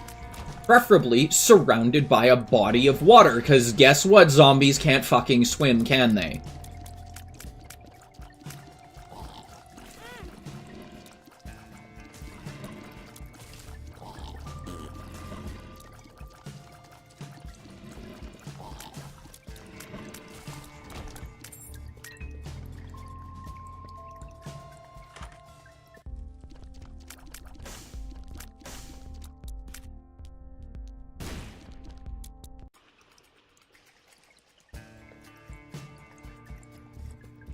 See, and I don't think you would, Panda. I do not think you would. I am sure that you have some form of technical knowledge that is actually quite useful.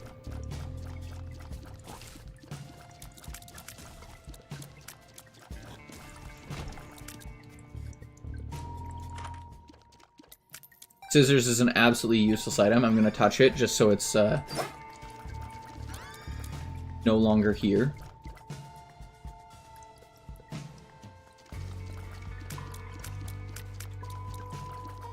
Like, what technical skills do you have? If any.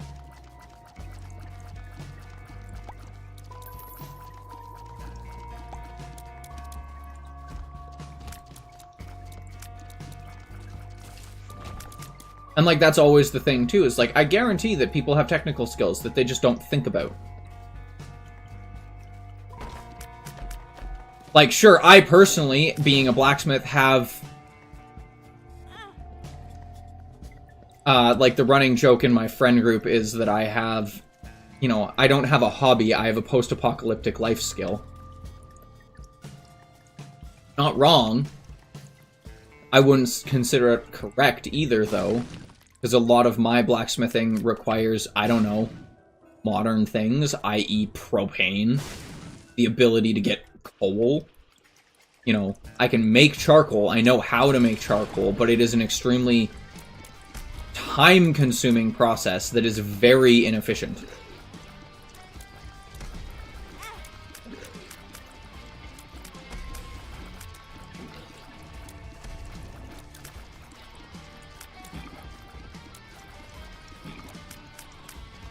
I will read that in a second once I am no longer facing this annoying frickin' jello blob with stubs.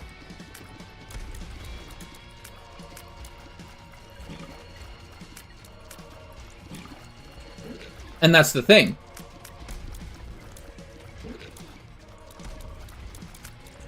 Is being able to adapt to situations is in and of itself a very good skill to have.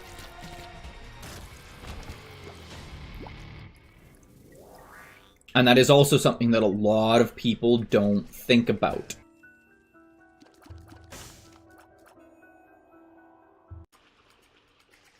Damn, I would have really liked that blanket.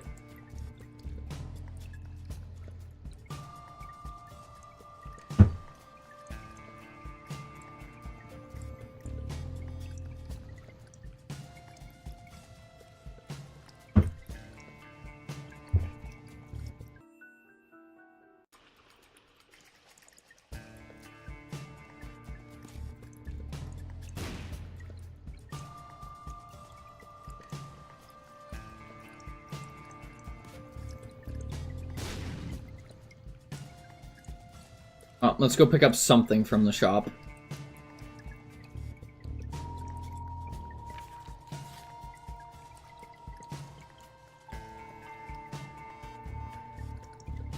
Ah. Too far away.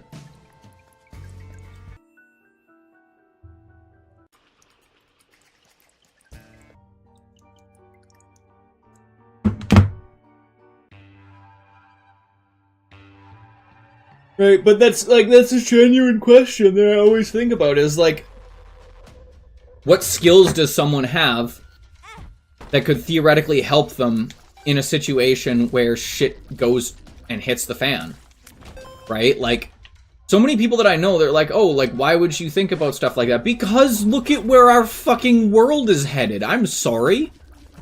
Like, the fucking Cheeto that runs the States has, like, literally, like, is trying to start World War III.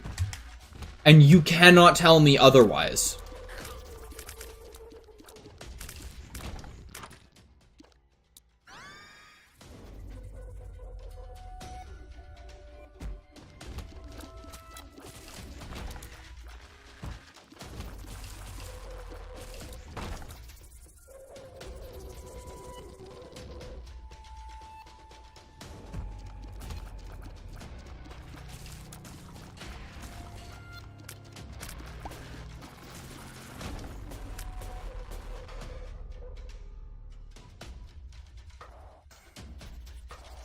Well, World War III is a little bit different. Like, if World War III, like, literally happens, it's going to be a very different thing than what we think about. You're still going to have access to meds. Like, it's not going to hit the fan that crazily. That's just not how infrastructure works.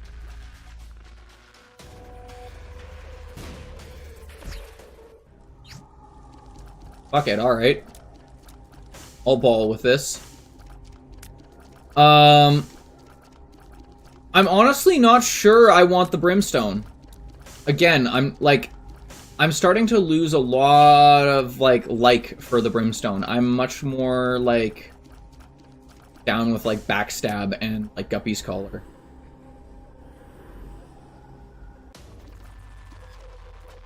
Seems like a much more promising endeavor for me.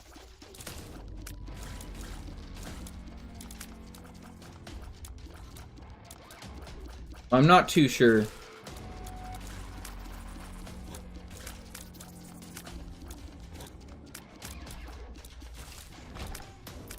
Exactly, like that's one of the things is if you get drafted, you're drafted. If you desert, then it's like 10 years in jail or something. It's like, fuck, I'll take the 10 years in jail.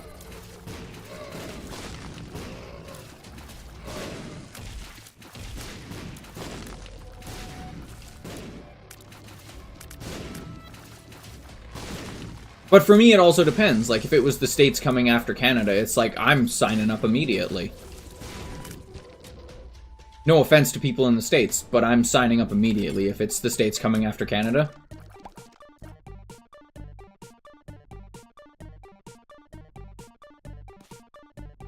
You'd be surprised how quickly military bureaucracy is willing to overlook certain things if you have an aptitude for one thing. Because I would agree with that statement. I would also not be able to traditionally join the military, i.e., because I have asthma, as well as a couple very, very glaring health issues.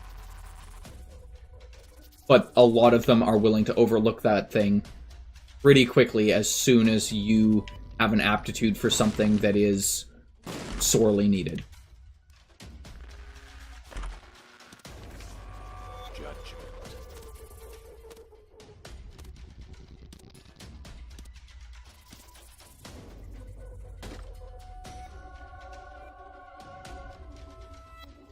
Fair.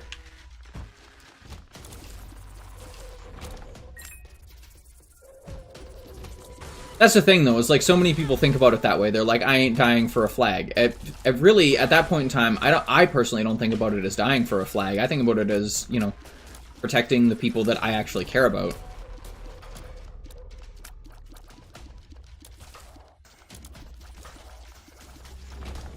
Not to say that I don't care about, like, some of the people in chat, even. But I'm talking about immediate family and immediate friends. If it hits the fan, I have zero problem.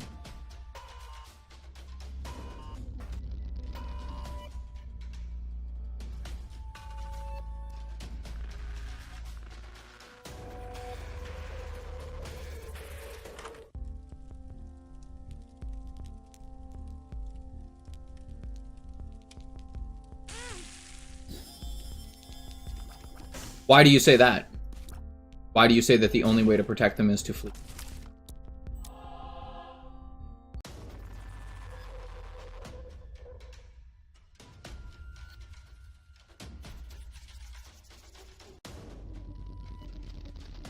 Because I'm not voting, like, I'm not sitting here going, like, military service is a good idea. No, it's not. I do not think it is a good idea. By any stretch of the imagination. However, I'm also under no illusions that, in the grand scheme of things, one extra person joining the military will not help. However, I also believe that if I have a functional skill, i.e., I'm very, very good at logistics, if I can help via logistical means, by being able to help that way, you end up saving a lot more people. Like, that's the thing. Like, do I agree with becoming a plain Jane regular old foot soldier? No, that is ridiculous. See, and that's the thing. I do not think you are a selfish individual, actually, Panda. I think that you are a cynical individual. I think you are extremely cynical, and you do not believe in a lot of things.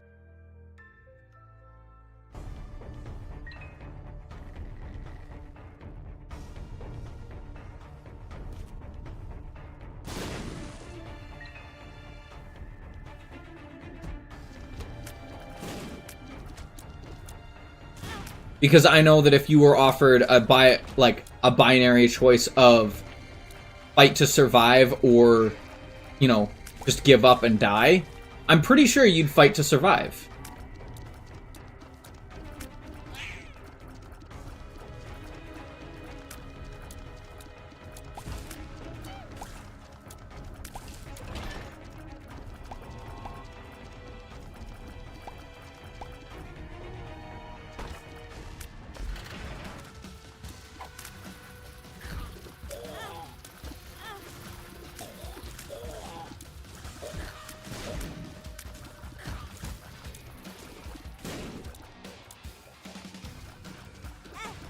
Oh, there's that little fucker right behind me.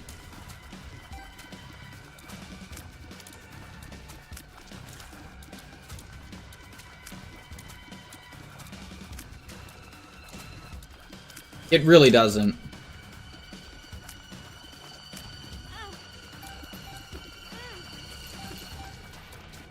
Statistically, fleeing from a war zone has no better statistical likelihood of you surviving than you fighting. Because there's a very good chance that you get captured by either your own troops or enemy troops as you are fleeing, and they're going to be mean to you no matter what, because you're a deserter. Therefore, you just get killed.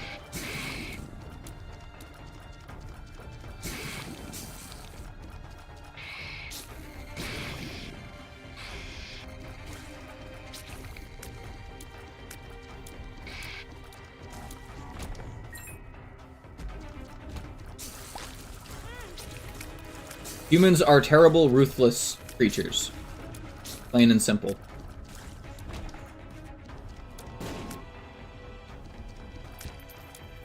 But we are on a depressing topic, and we should move away from it, because I like these to be happy most of the time. Oopsie, I died. Oh, I came back with more damage.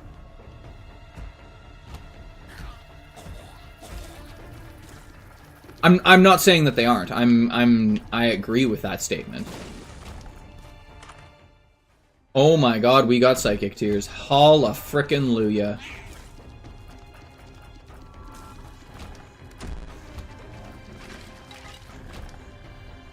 Okay, we have a sorta chance.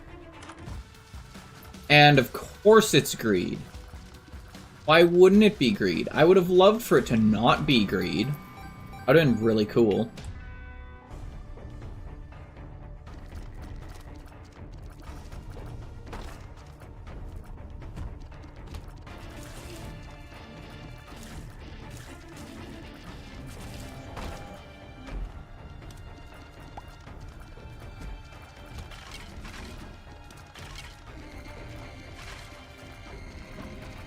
Does Consume Thy Enemy have a chance to drop a heart, or is it that it just heals you? I cannot remember.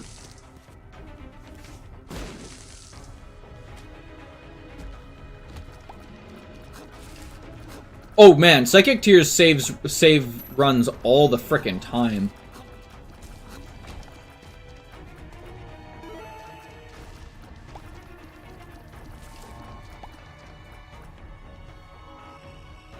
It's just a chance to heal. Okay, I could not remember.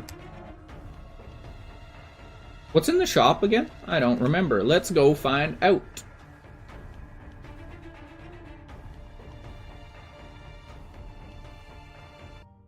Right. Nothing.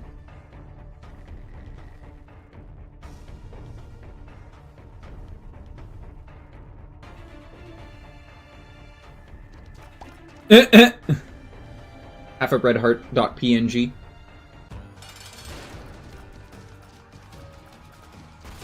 Bye, Loki. I found pills. Ugh.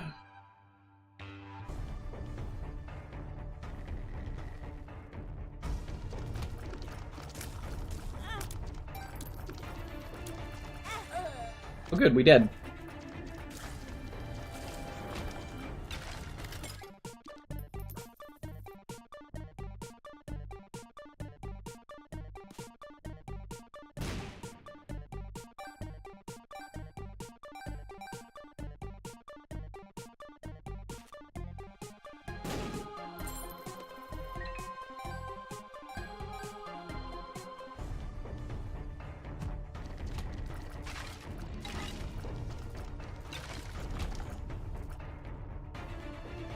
Good thing you found Dead Cat. Oh man, it's a very good thing I found Dead Cat.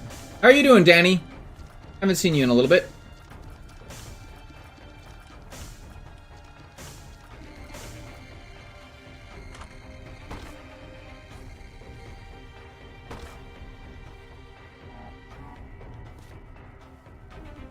My D20 rolled the two gray chests back into gray chests.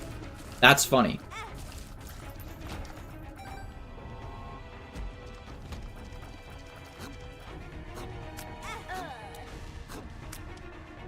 Get fucked.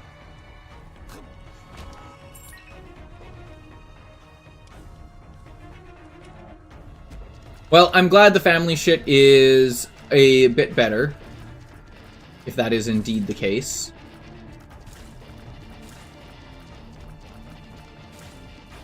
Also, did they change backstab? Because it's not proccing the same way it used to.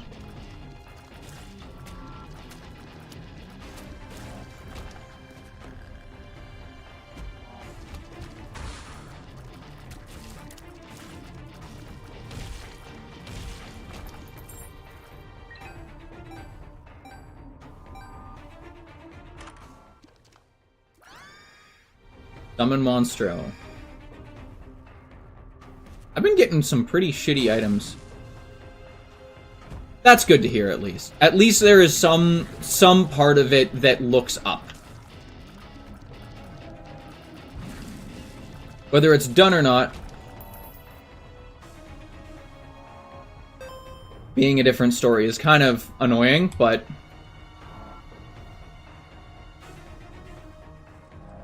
at least there is something.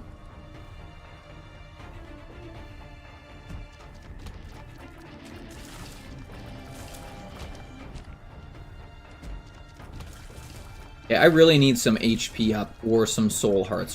One of the two.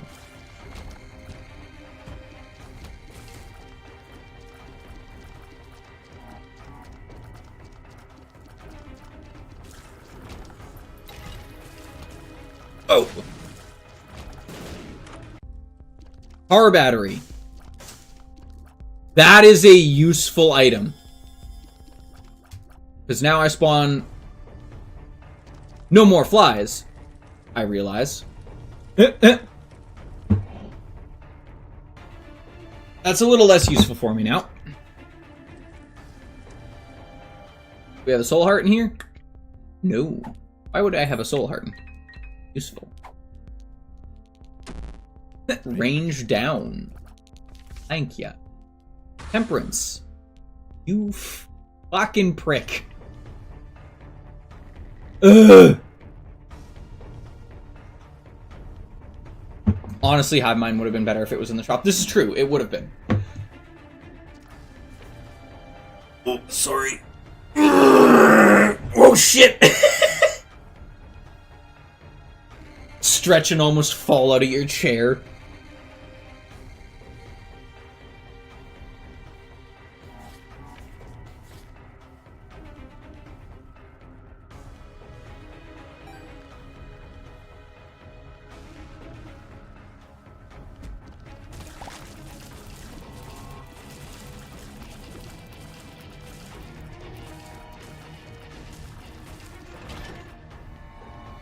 Hey, more speed! More speed. Get the fuck out of here, you prick. Get your stupid ass homing brimstone the fuck out. Oh, good lord, I hate this enemy.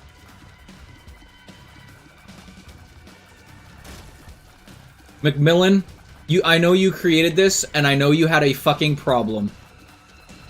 Because this little prick is so annoying to deal with. Like, you literally have to, like, bait him.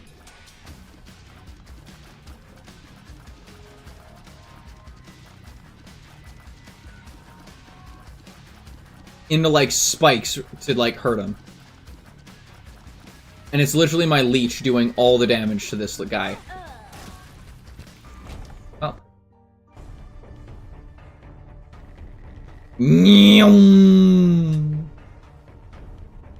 Fast as fuck, boy.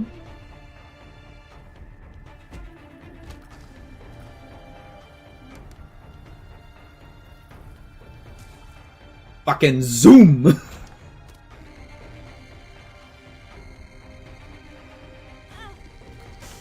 That's fucking useful.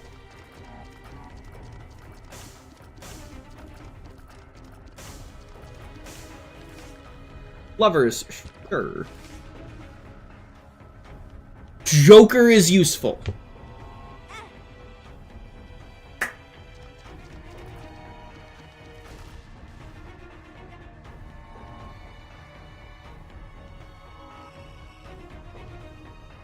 I can stretch without almost falling.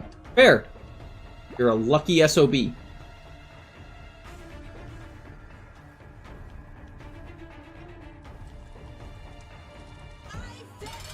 Hello, mother. Oh good, spawner mom. The thing I really, really need.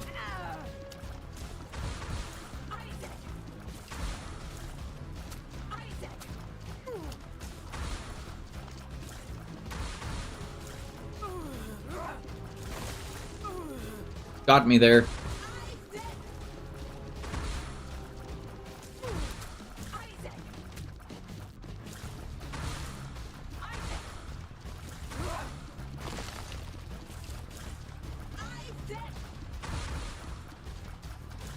True.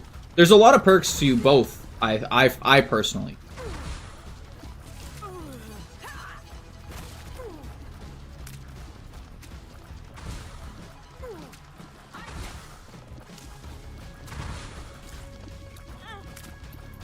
Hit.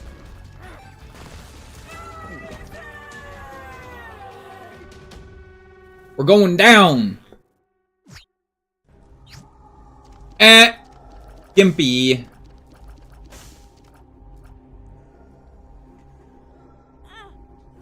Walk it.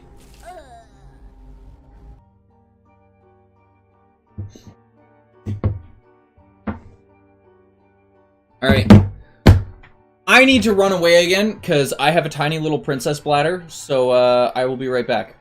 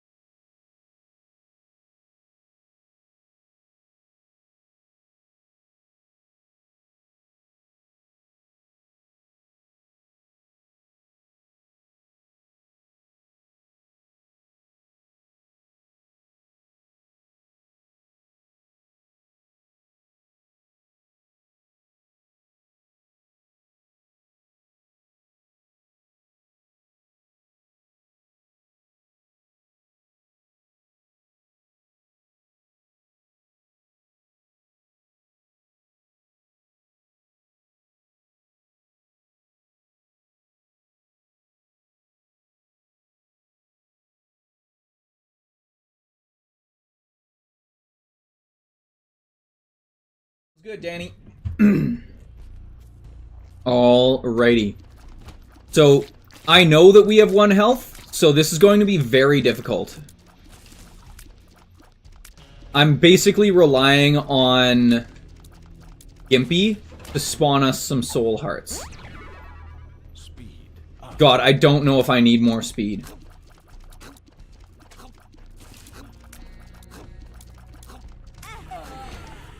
Like that. Well, now I've got more damage at least. I always forget that I get an extra respawn. So I'm basically allowed 1 respawn. Shot speed up is not great, actually, with my current predicament.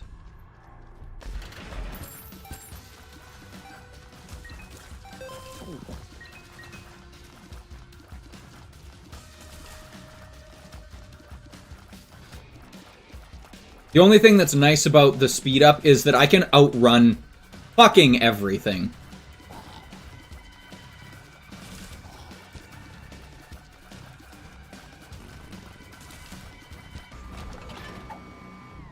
But oh, I'm Drowsy is pretty nice, actually.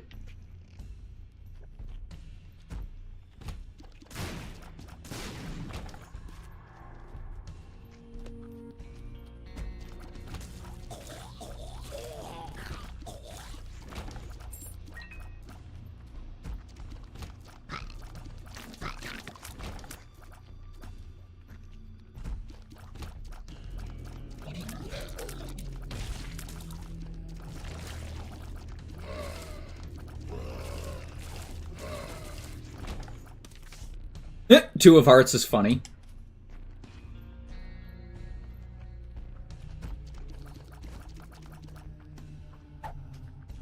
Range down, not useful. Ouch. Health up.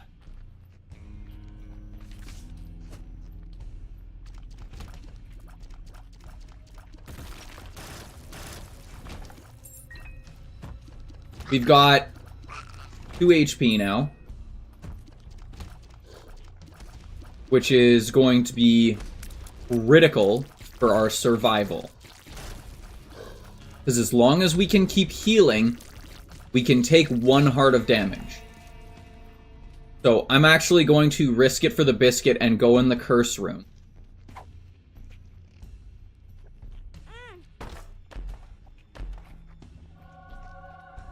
Bombs are not useful. Down.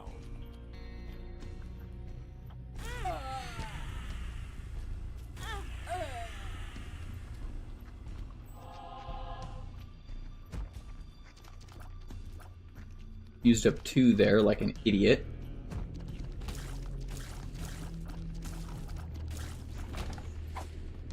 Another health up. Health up.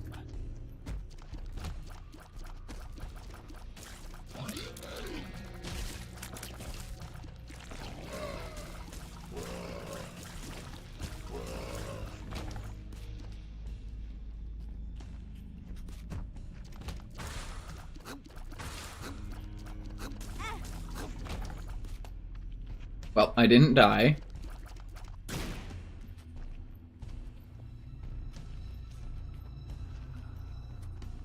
See how this goes.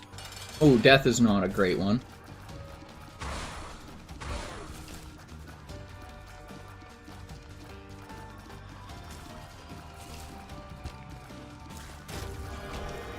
Ball of bandages, nice. That's way too good to pass up. Haha, that's right, I forgot you can cheese it like that if you're gonna die. Okay, so we start out with 1 HP. Again, but we've got 2,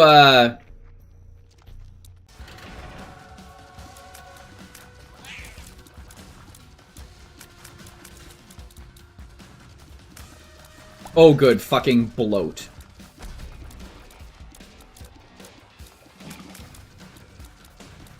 I need to get some range up, like, pretty badly.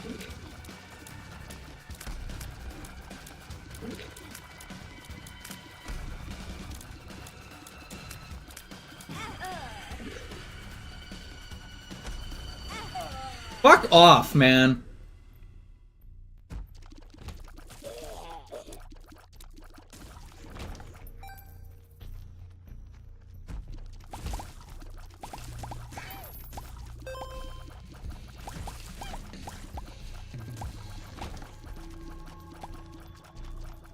Incubus is a really good item, but...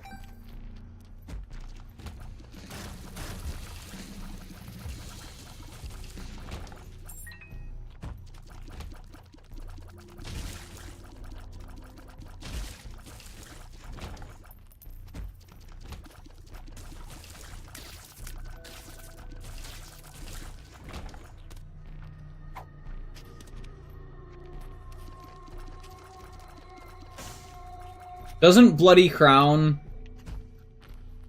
cause shops or item rooms to spawn?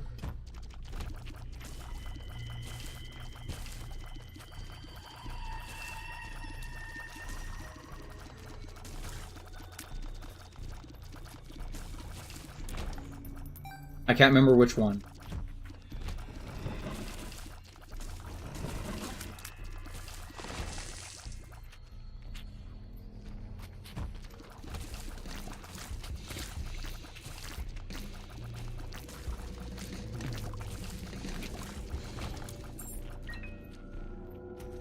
Okay, we really, really, really need some soul hearts. Gonna fucking die to that shit.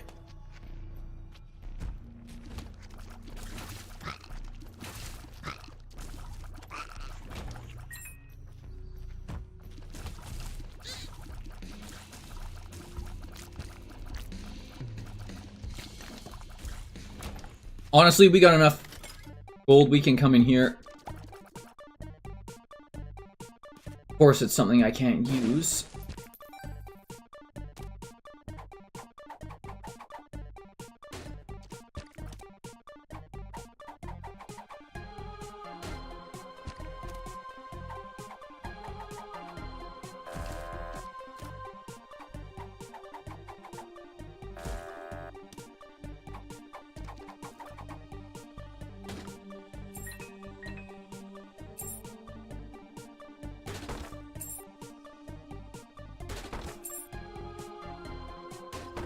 Shit, son.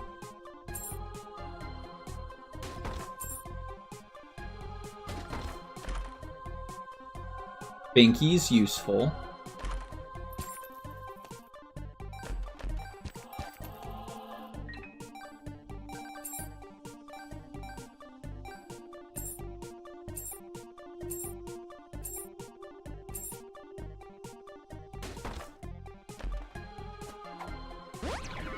Health up. I'm drowsy is also really nice.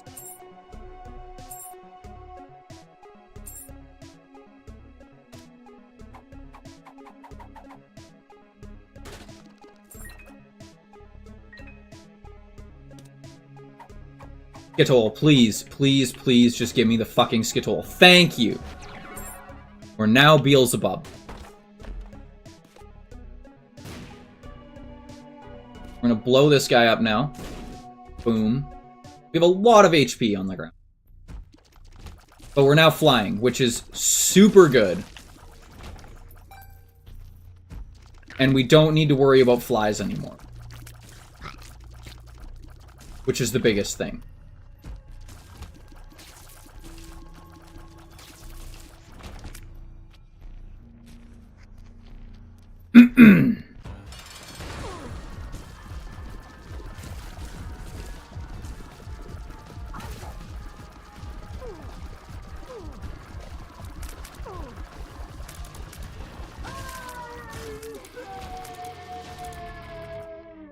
Going down!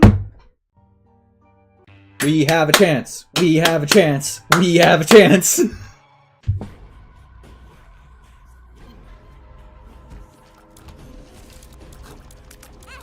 Oh, good. Take damage right there. Landkeith. Good job.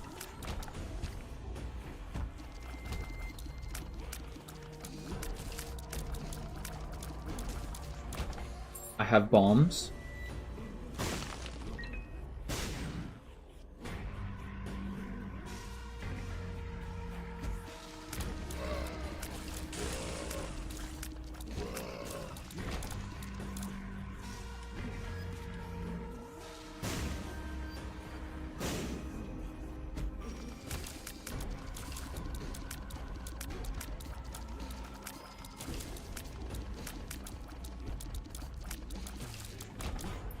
coin.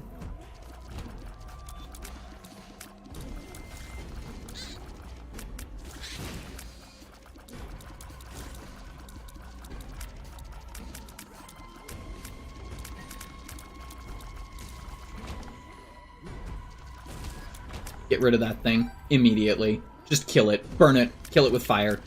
Kill these guys with fire, too. These guys are terrible.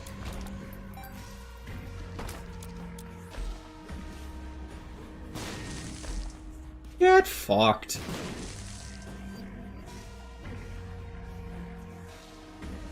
I think we just fight Satan, like, immediately.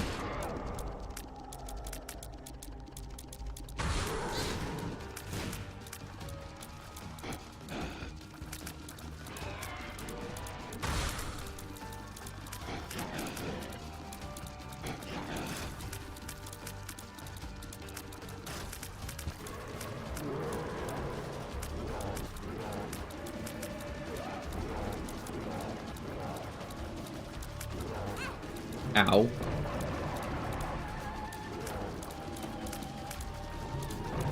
Ow.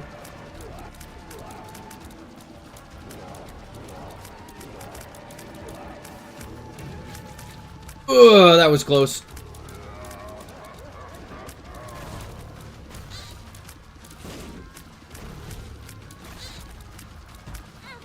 Really? Fuck off. Alright, breakfast acquired. That's good. Breakfast is always good.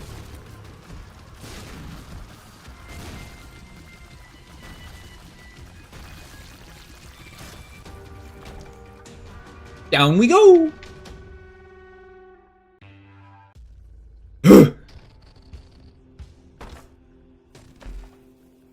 Guppy, wait, Guppy's hairball. That makes us Guppy, doesn't it? That's Guppy.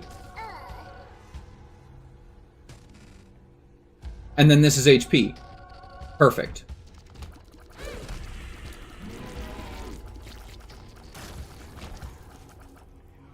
Right, that's Guppy. We've got Guppy's hairball, Guppy's collar. Didn't we pick up 9 lives?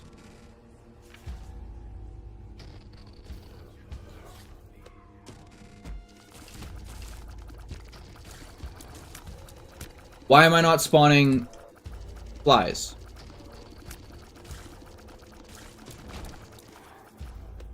Does 9 lives not count as being part of Guppy now? Did they change that?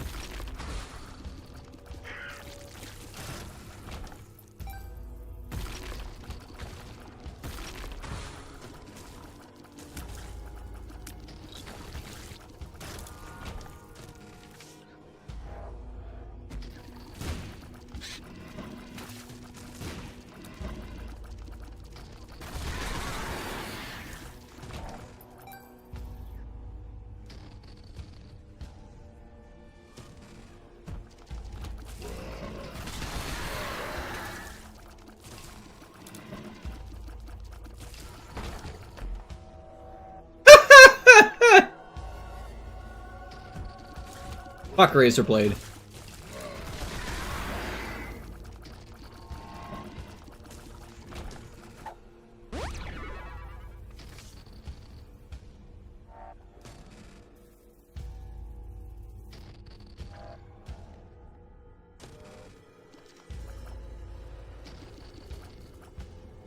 That doesn't make sense, though.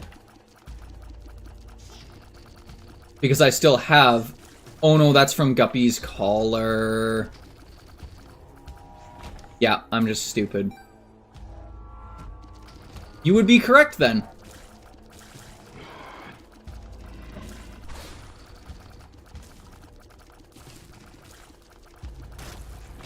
I think you would be correct, so we gotta find one more Guppy item, otherwise we are kind of fuckered. Fuggernuffed.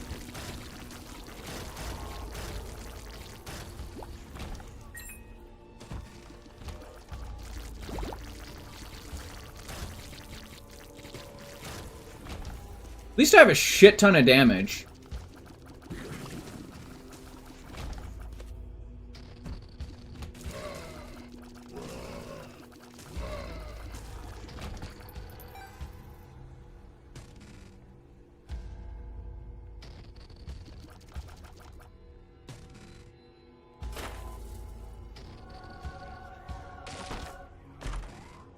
Sure. See if we can go charge this.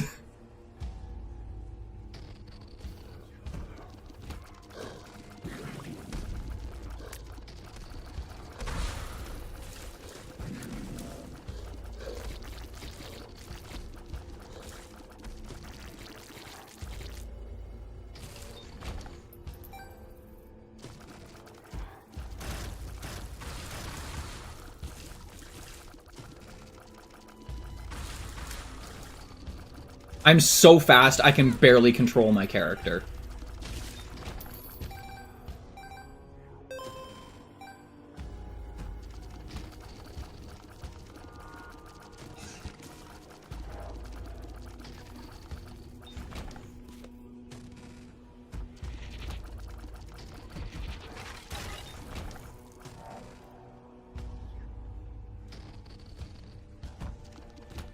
Oh good, 2 deaths. Fuck off, dude.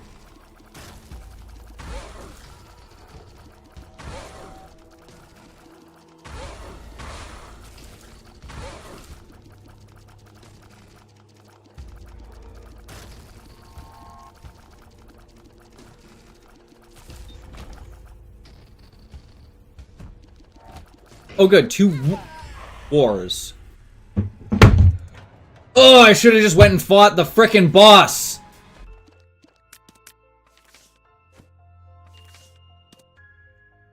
The Hierophant. The Lovers.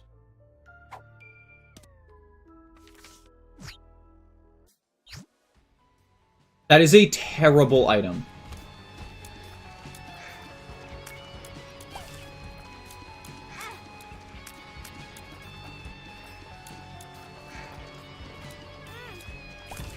Yeah, fuck it. We're restarting this shit.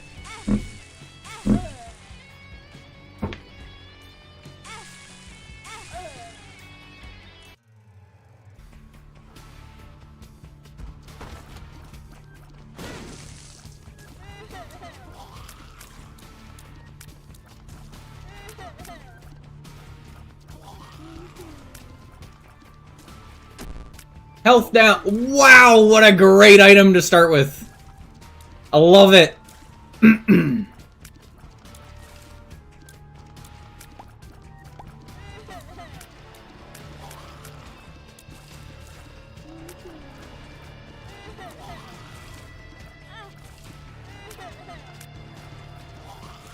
I should have just went and fought the boss when I actually had a chance.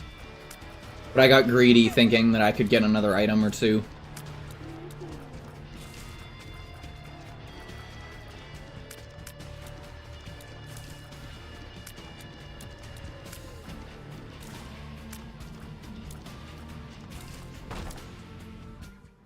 Holy shit! We need passive damage right now.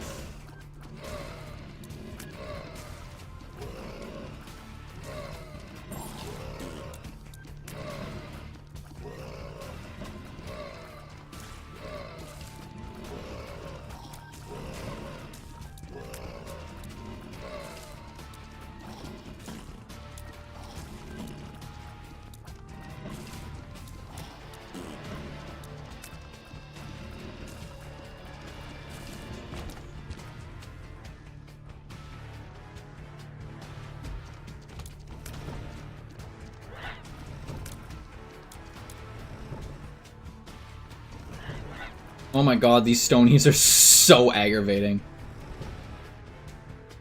Get over here and start breathing hard, you little bitches.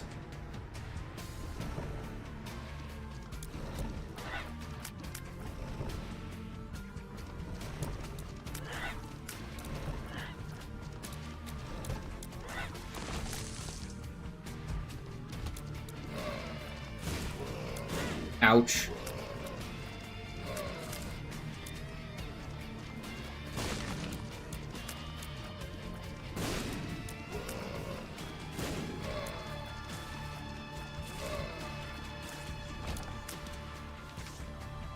the tower.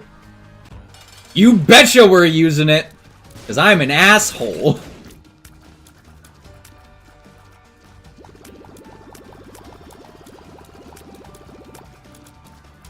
And Baby Plum does not deserve peace.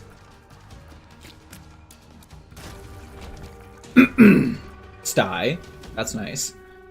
Still need the passive damage part, though.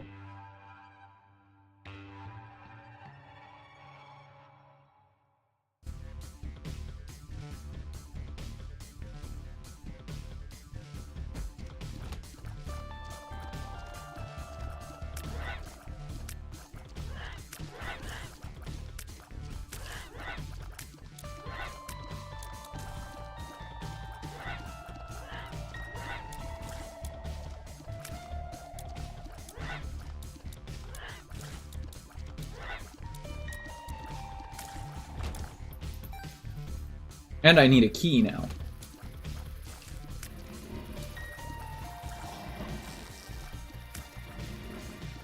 Passive damage, please. Passive damage, please.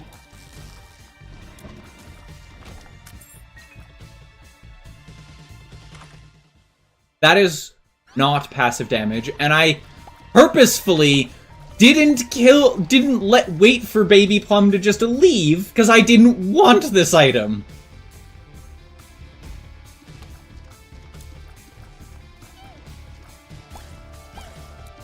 Like, Baby Plum does do damage in, like, boss fights. Like, I'm not, like, disregarding that. But it's just, like, there's a lot better active items out there.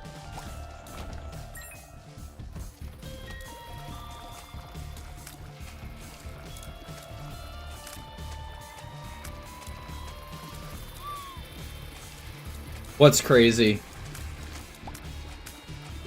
What's crazy, Yellow Thunderbolt?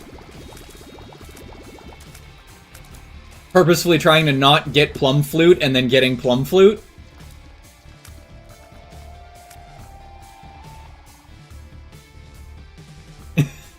Eh, it happens. By the way, hello, I haven't seen you in chat before. How are you doing? I'm back, was making dinner. Well, welcome back.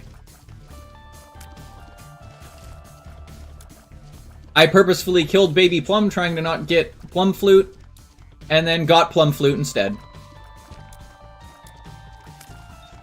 Like, I seriously just want passive damage. I've got an Odd Leaf. Just give me the passive damage. Give me Daddy Longlegs, and we'll be fine. Also, the best thing to do whenever you face these Gurglings is to just let them kill themselves. This is why we stan Baby Plum. No, we really don't. You're about the only person in chat, I think, that likes Baby Plum. Praise Plum.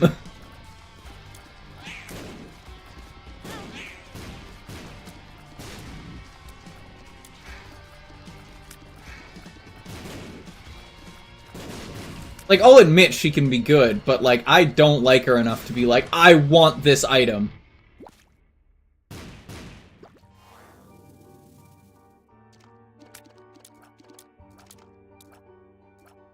Y'all just can't comprehend. I disagree with that statement, Panda. I very much disagree.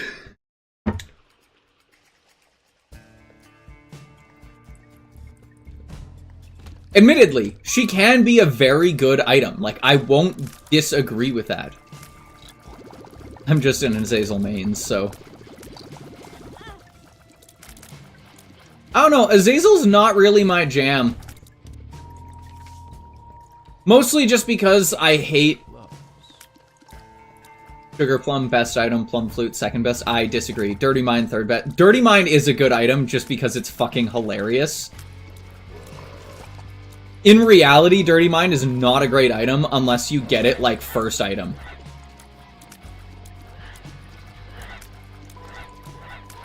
And you actually get time to, like, build up your little army of shitlings.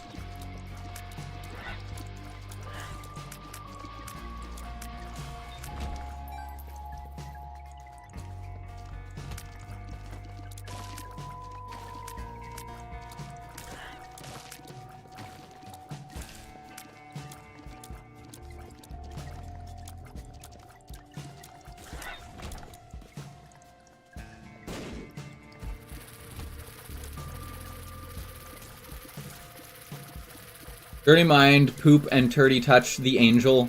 Shit, yeah.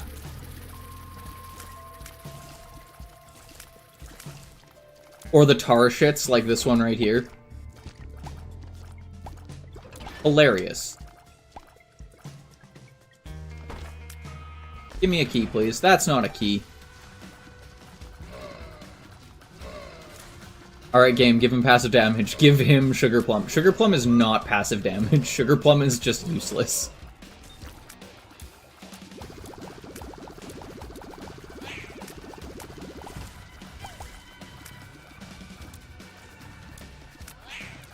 It's such a distracting little item. I just see something fucking flying around the map and or around the room, and I'm like, alright, what the fuck is that? And then I try and dodge it.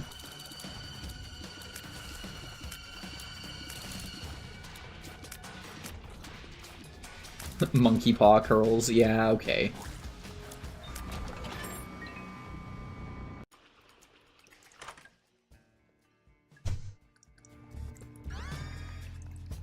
I just want passive damage. Flute looks like Polka Flute. I think that's probably the reference or the play on words. This game is known for doing shit like that. Holy shit, can I, like, not take damage? Is that a possibility? Probably not, let's be real here. But, maybe.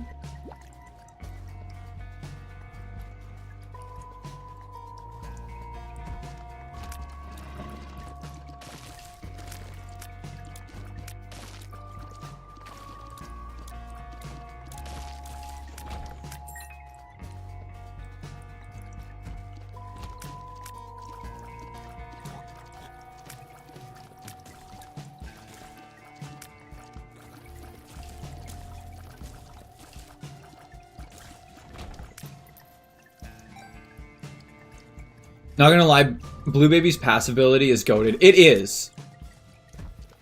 I will admit, Blue Baby's passive, if you have the right, like, item set, is fucking baller.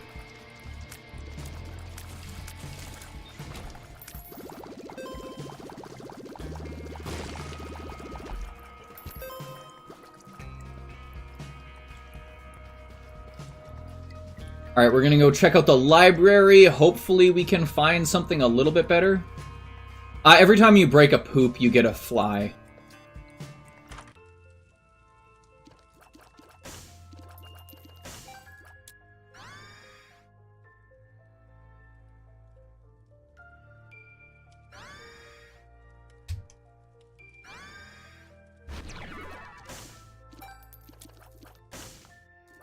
Yes, sirree, Bob. It's Bookworm, and we're gonna take the,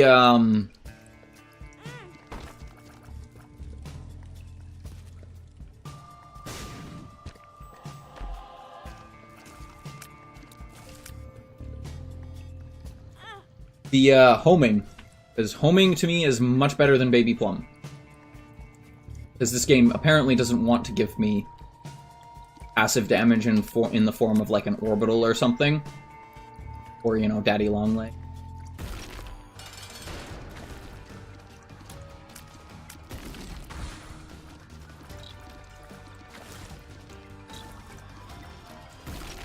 Hey, we got 2 soul hearts. Yeah, soul hearts are gonna be nice. That is for sure. And now we're playing a bullet hell game. Because this guy's an absolute dickhead. Fuck off.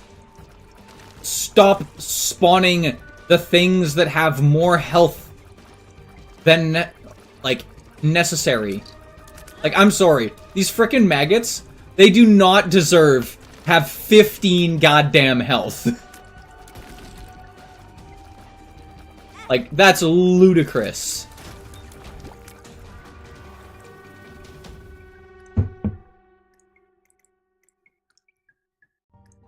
Stupid maggots. Yeah, literally. Oh my god.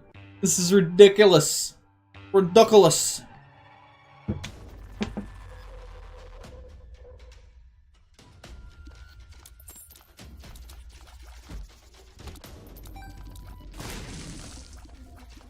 Wee-oo, wee-oo, wee-oo, wee-oo.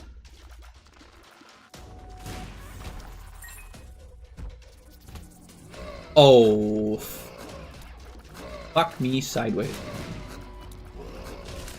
Incoherent, angry flesh graft noises. What? The fuck are you talking about? Panda, like, I know... Dude, that is... Okay.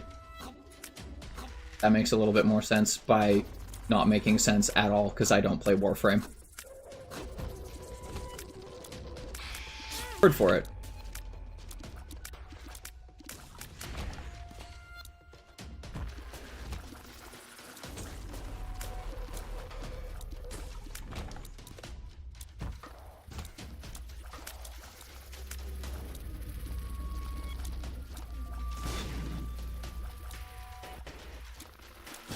No, it is not. No, Binding of Isaac...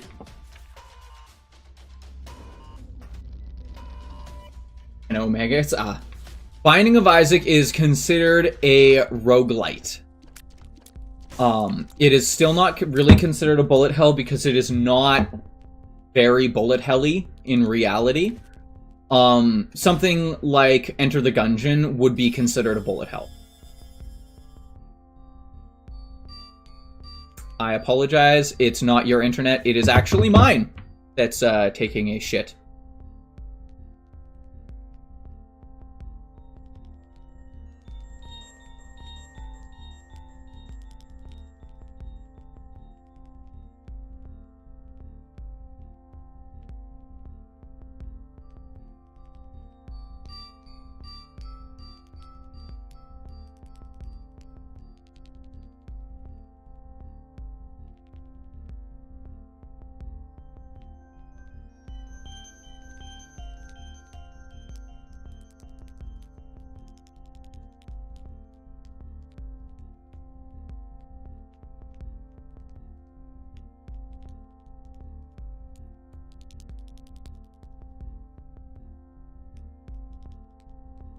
Thank you for the follow, Yellow Thunderbolt.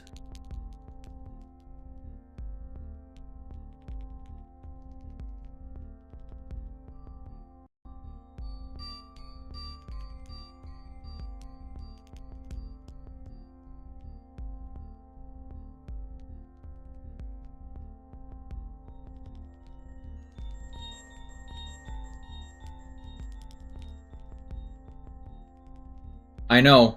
I don't know why.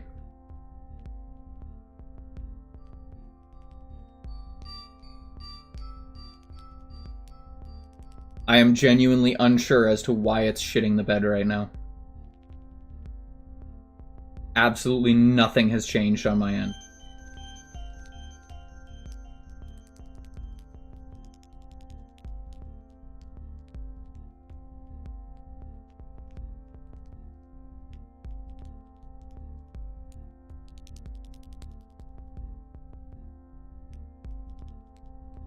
And just like that, it calmed the fuck down.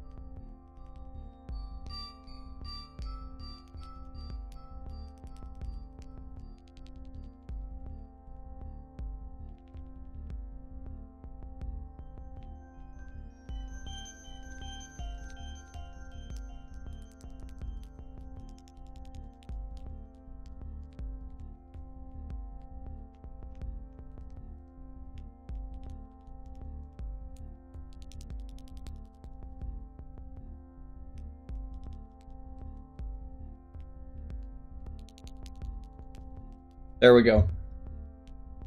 Yeah, it just took me frickin' fighting with it.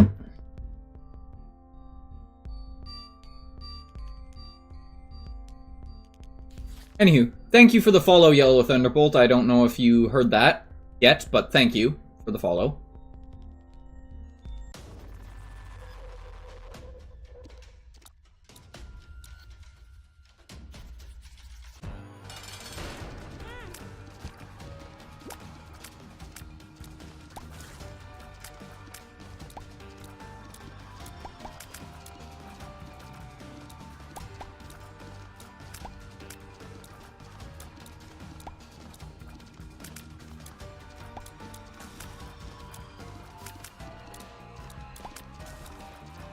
Yeah, the exact cause is genuinely unknown because I have a very good internet provider and I test it pretty frequently and I give them shit if stuff is not, like, where it's supposed to be.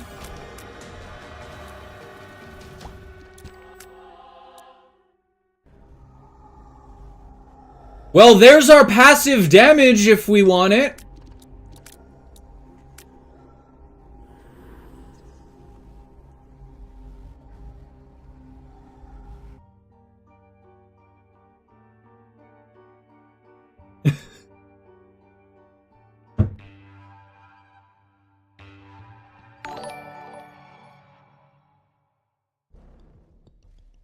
There we go, fix that. So that it actually plays now. Thank you, Yellow Thunderbolt, for the...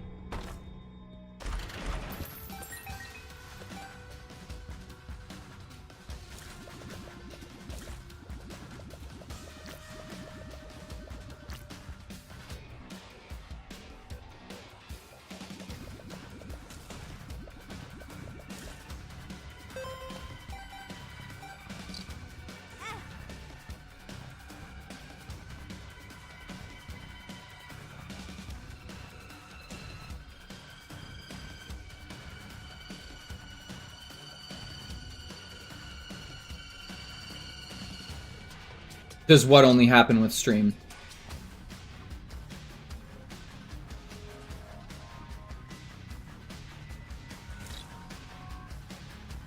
The crashing? Yes. No, I don't.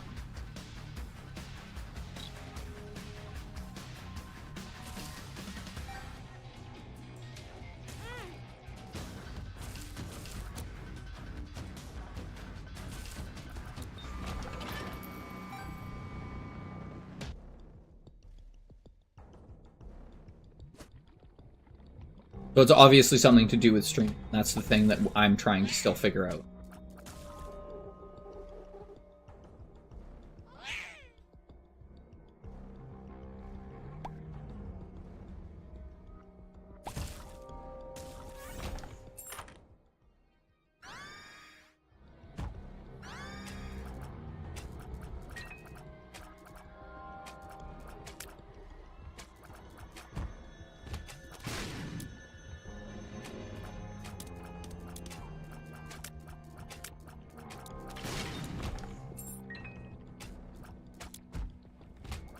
Homing knife is pretty good.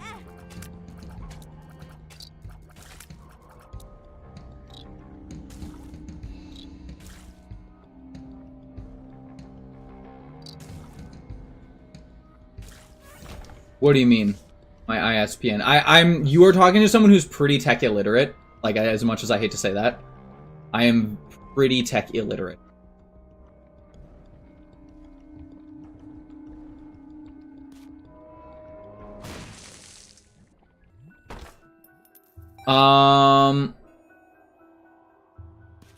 I have 1 gigabyte up and down.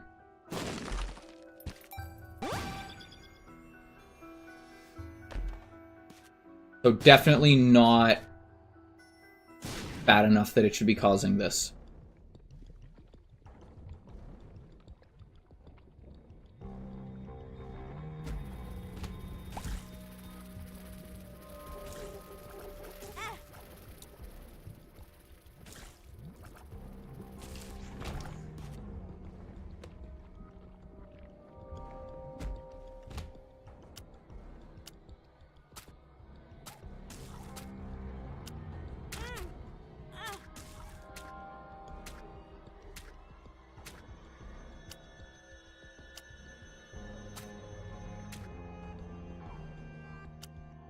sorry. Yes, internet service providers can and often do have bandwidth caps. These caps, also known as data caps, limit the user load and down. Usually a month, exceeding the cap extra charge. No, so that's the thing, is I pay for a gigabyte up and down all month.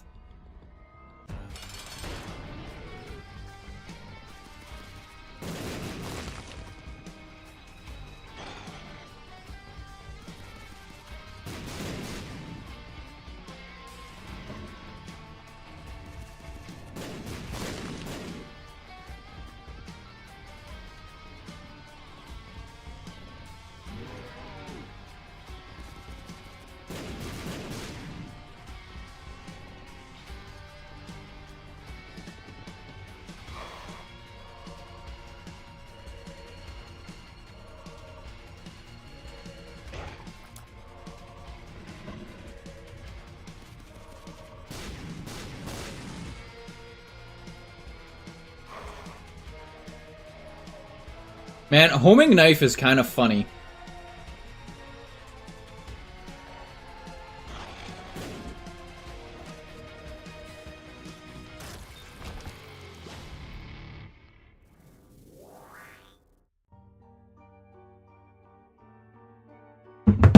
Same.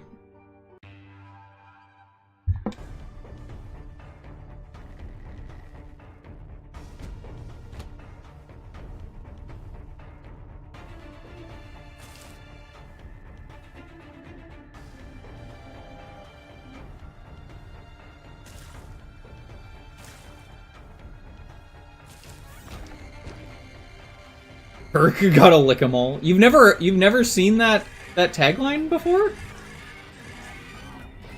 Or do you just not like it? Does it just gross you out every time?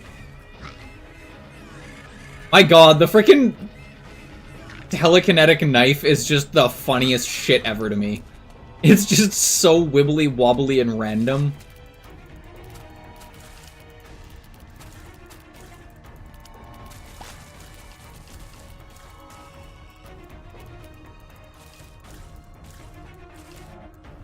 You're literally the only person I've watched playing Boy in years. Really?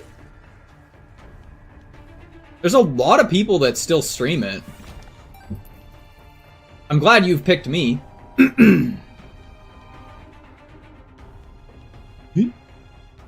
You?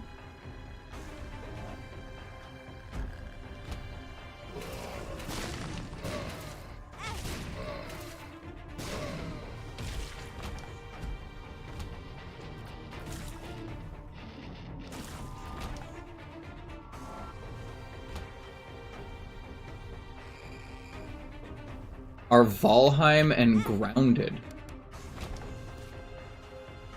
What's Grounded? I know what Valheim is.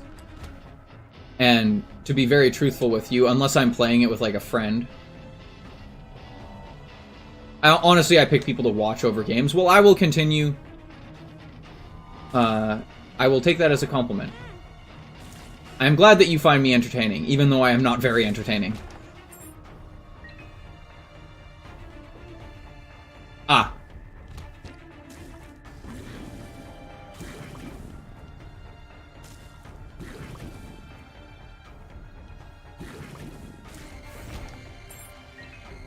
Honestly, yes. Welcome to the club.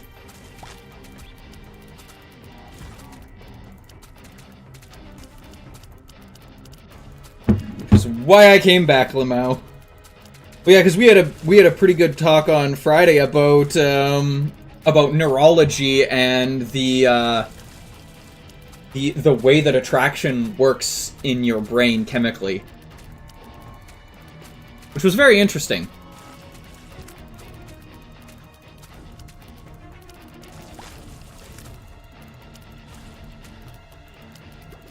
And it's also one of those things that, like, I always try and say, but, like, I am not a scientist that studies this stuff. I am just a dude who has a pretty good grasp of, like, scientific study. And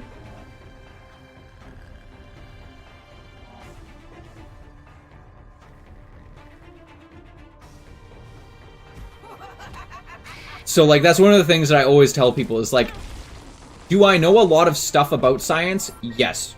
Everything I say, please take with a grain of salt, because this shit changes so frequently in the world.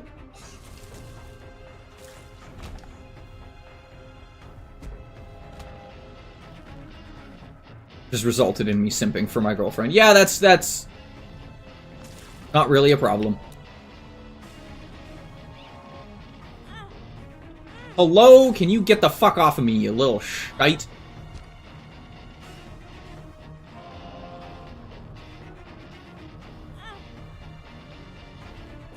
Death.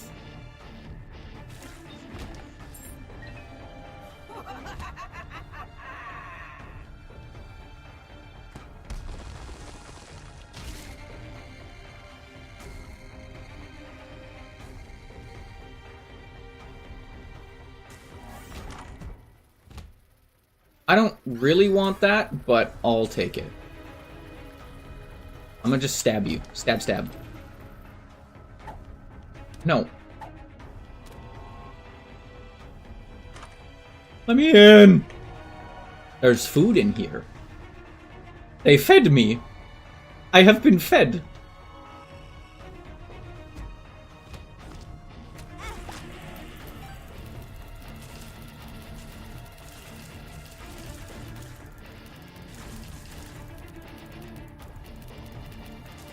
You're between boy and metaphor? I don't know what metaphor is.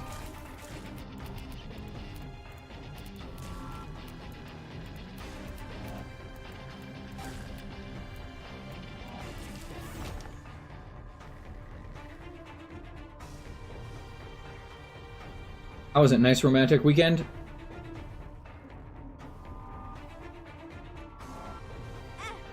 As I just casually speak for Panda.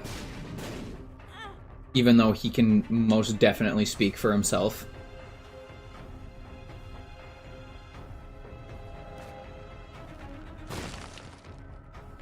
The wedding I went to this weekend was interesting.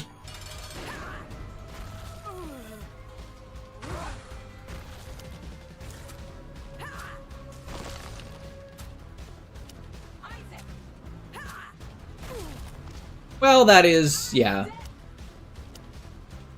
It's one of those things where it's nice to see your partner, but also sad that that's the reason that you're seeing your partner. The wedding was interesting. It wasn't bad, nor was it good, in my personal opinion.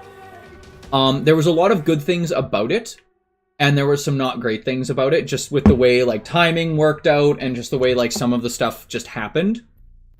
And it's just how weddings go, right? Like, nothing's going to be perfect as much as you want it to be.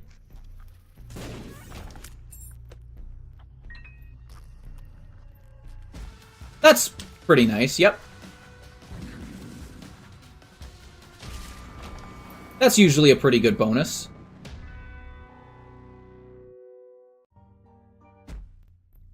I am now slow as shit. Ow, you little prick.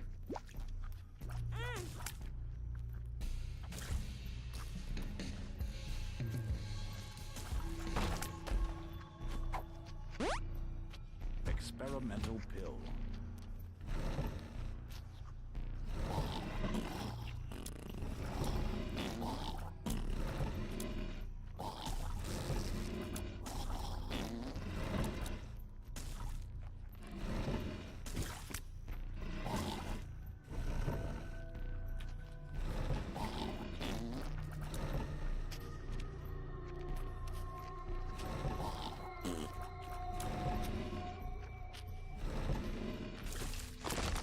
Get the stonies out of here.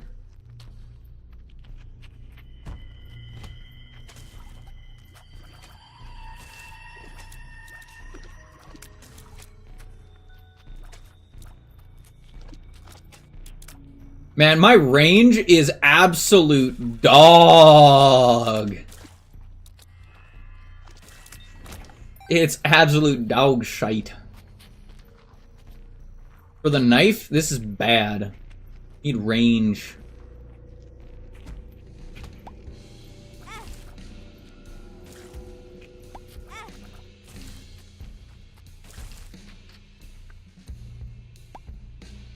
That's pretty awesome.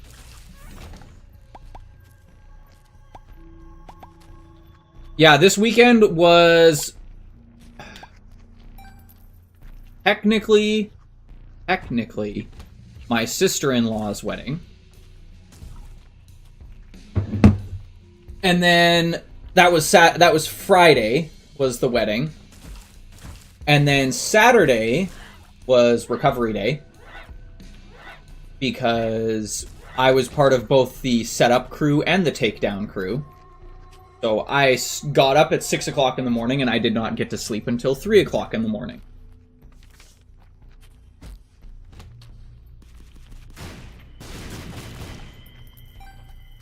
So Saturday was recovery day, and then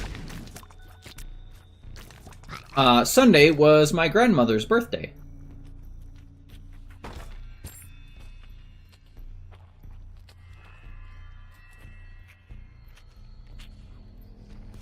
Turned 93. I guess technically she turns 93 on Tuesday.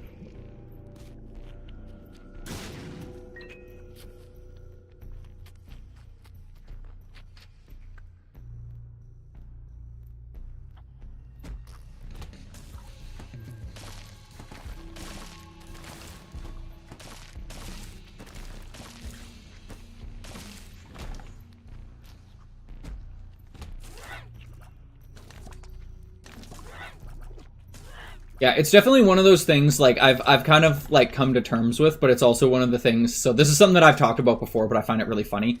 I have decided that I have probably inherited some of the most terrifying genetics on the planet, because on my dad's side, my great-grandmother lived to be 104, 5, or 6, I can't remember. And it was only like the last year of her life that she was in a home. Up until she was like 102, she was living by herself. Like, completely functional. And even when we went and saw her in the home, she was still completely functional and kicking all of our asses at Scrabble. But more to the point, my grandfather, her son, was a farmer and a construction worker and a carpenter and basically everything during the time when asbestos got used and all the really fun chemicals that were being tested out for farming and like all that sort of stuff. The man also smoked like a chimney from the day he was like 17 till the day he turned 80. And he also drank like a fish from the day he turned like 14 to the day he died, literally. Okay? He lived to be 94. Like, just casually.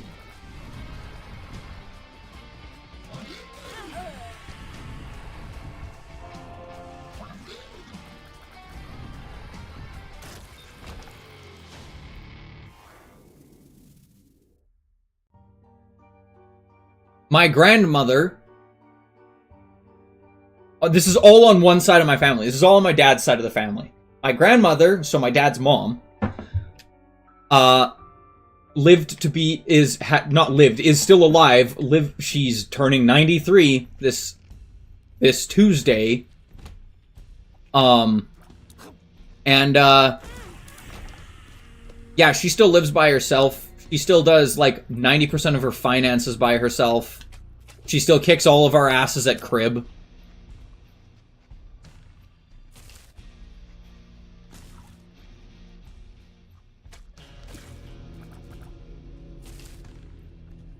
Yeah, Hoppy's a scary woman. And for those of the people who are not in the know, yes, I call my grandmother Hoppy.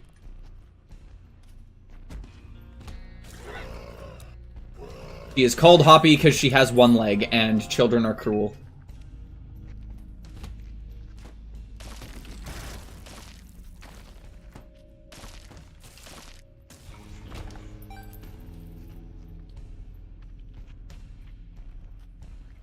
Well, I say children are cruel because, like, they just don't get it. Like, that was the biggest problem, is, like... We called my grandfather Pipe because he smoked a pipe, like, our entire life. So, Like, none of us really thought about it, right? We just called Hoppy Hoppy because it made sense, because she only had one leg, and how she usually got around if she didn't have her crutches was she hopped. So it's like, yes, little kids are cruel, but it's not really meant to be cruel. It's just kids are very blunt.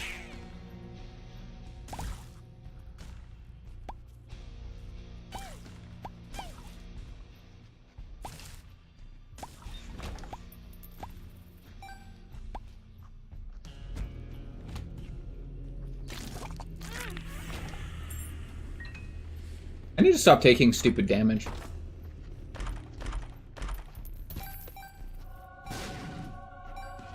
Well, that helped. PJ's is a good thing. Thank you.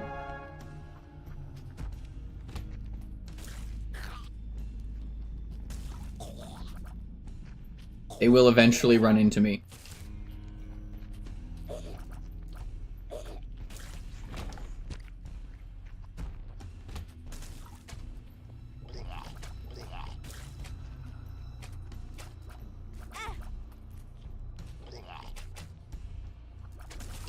But yeah, the thing about children being cruel is very, very true. And I'm not saying it to be, like, mean or anything. Children are cruel. They are brutally honest. Sometimes to a fault, literally.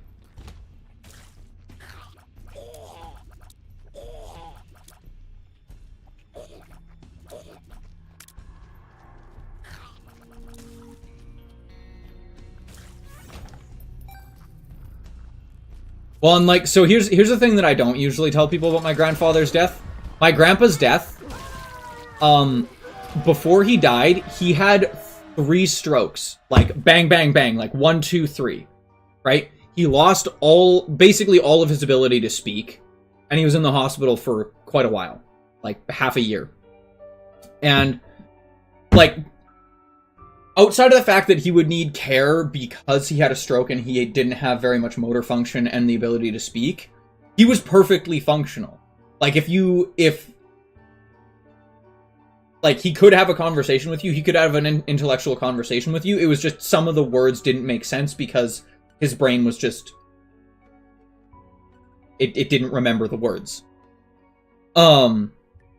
However, the thing that we, like, all of us kind of thought was funny, it's sad, but it's funny, was Poppy, because at that point in time, she was still on her crutches, not in a wheelchair.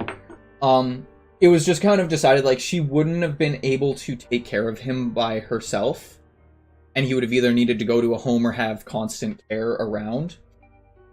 And my grandpa overheard that. My grandpa overheard us talking about how he was going to be going to a home. He fucking just chose to die the next day. He was like, fuck you, I am not going to a home. But they guessed, like, had he gone to a home, he'd have probably lived for another, like, 10 years. He wouldn't have been very comfortable, but he would have lived for probably another 10 years. Yeah, my grandpa was just like, nah, fuck that shit, I'm out.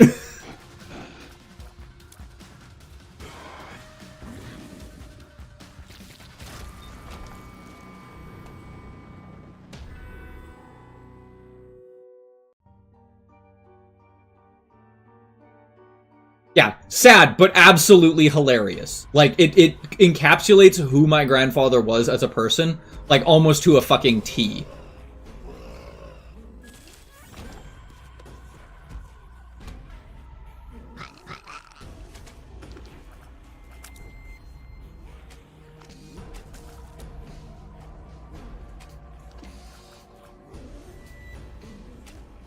Fuck your chicken strips.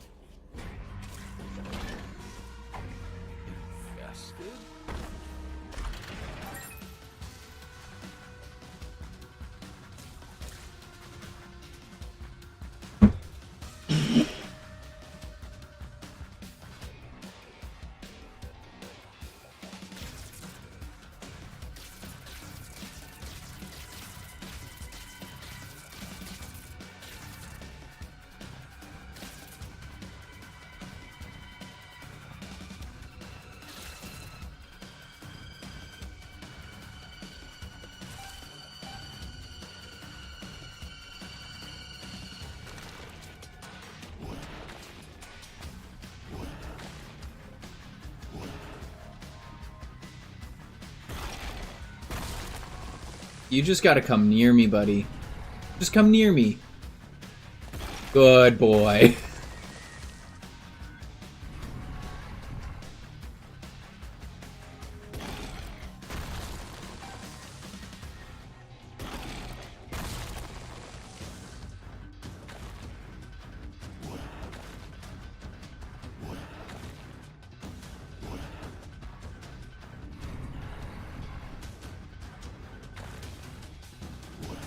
We have all the passive damage we need as long as this guy just slowly walks at me.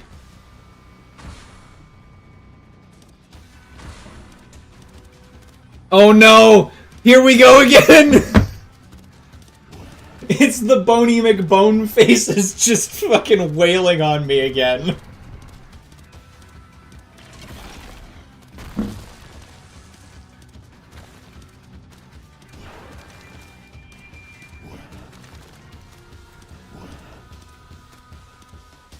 Look at this Bone Man, just fucking, just chucking.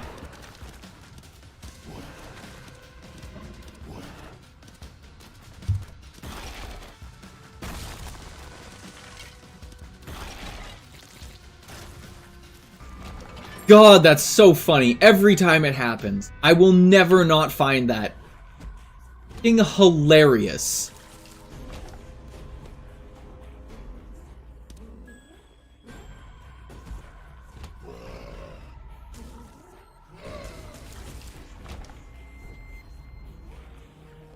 I mean, they're trying so hard. I know they are, but like, they're just hurling. They are hurling those bones.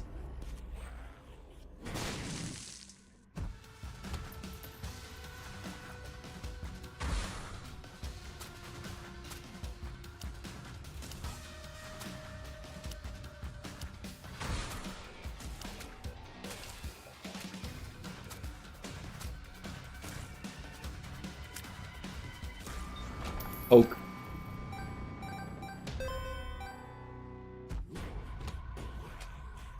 Well, shit.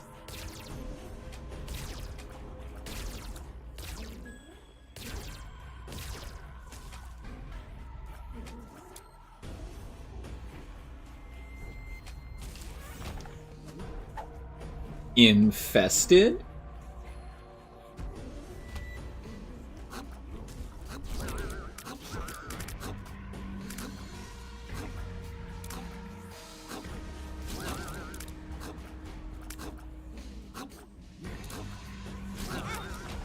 Food.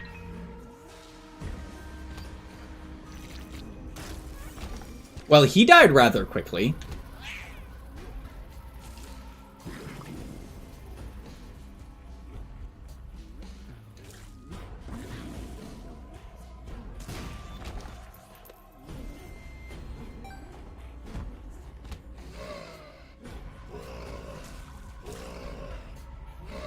Oh, shit.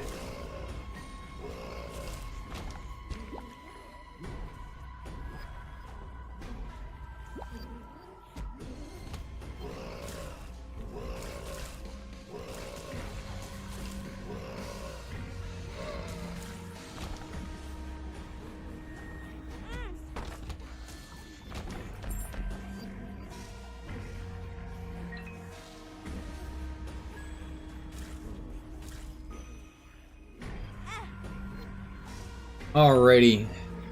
Doopadoo, doopadoo. Okay. Get bent.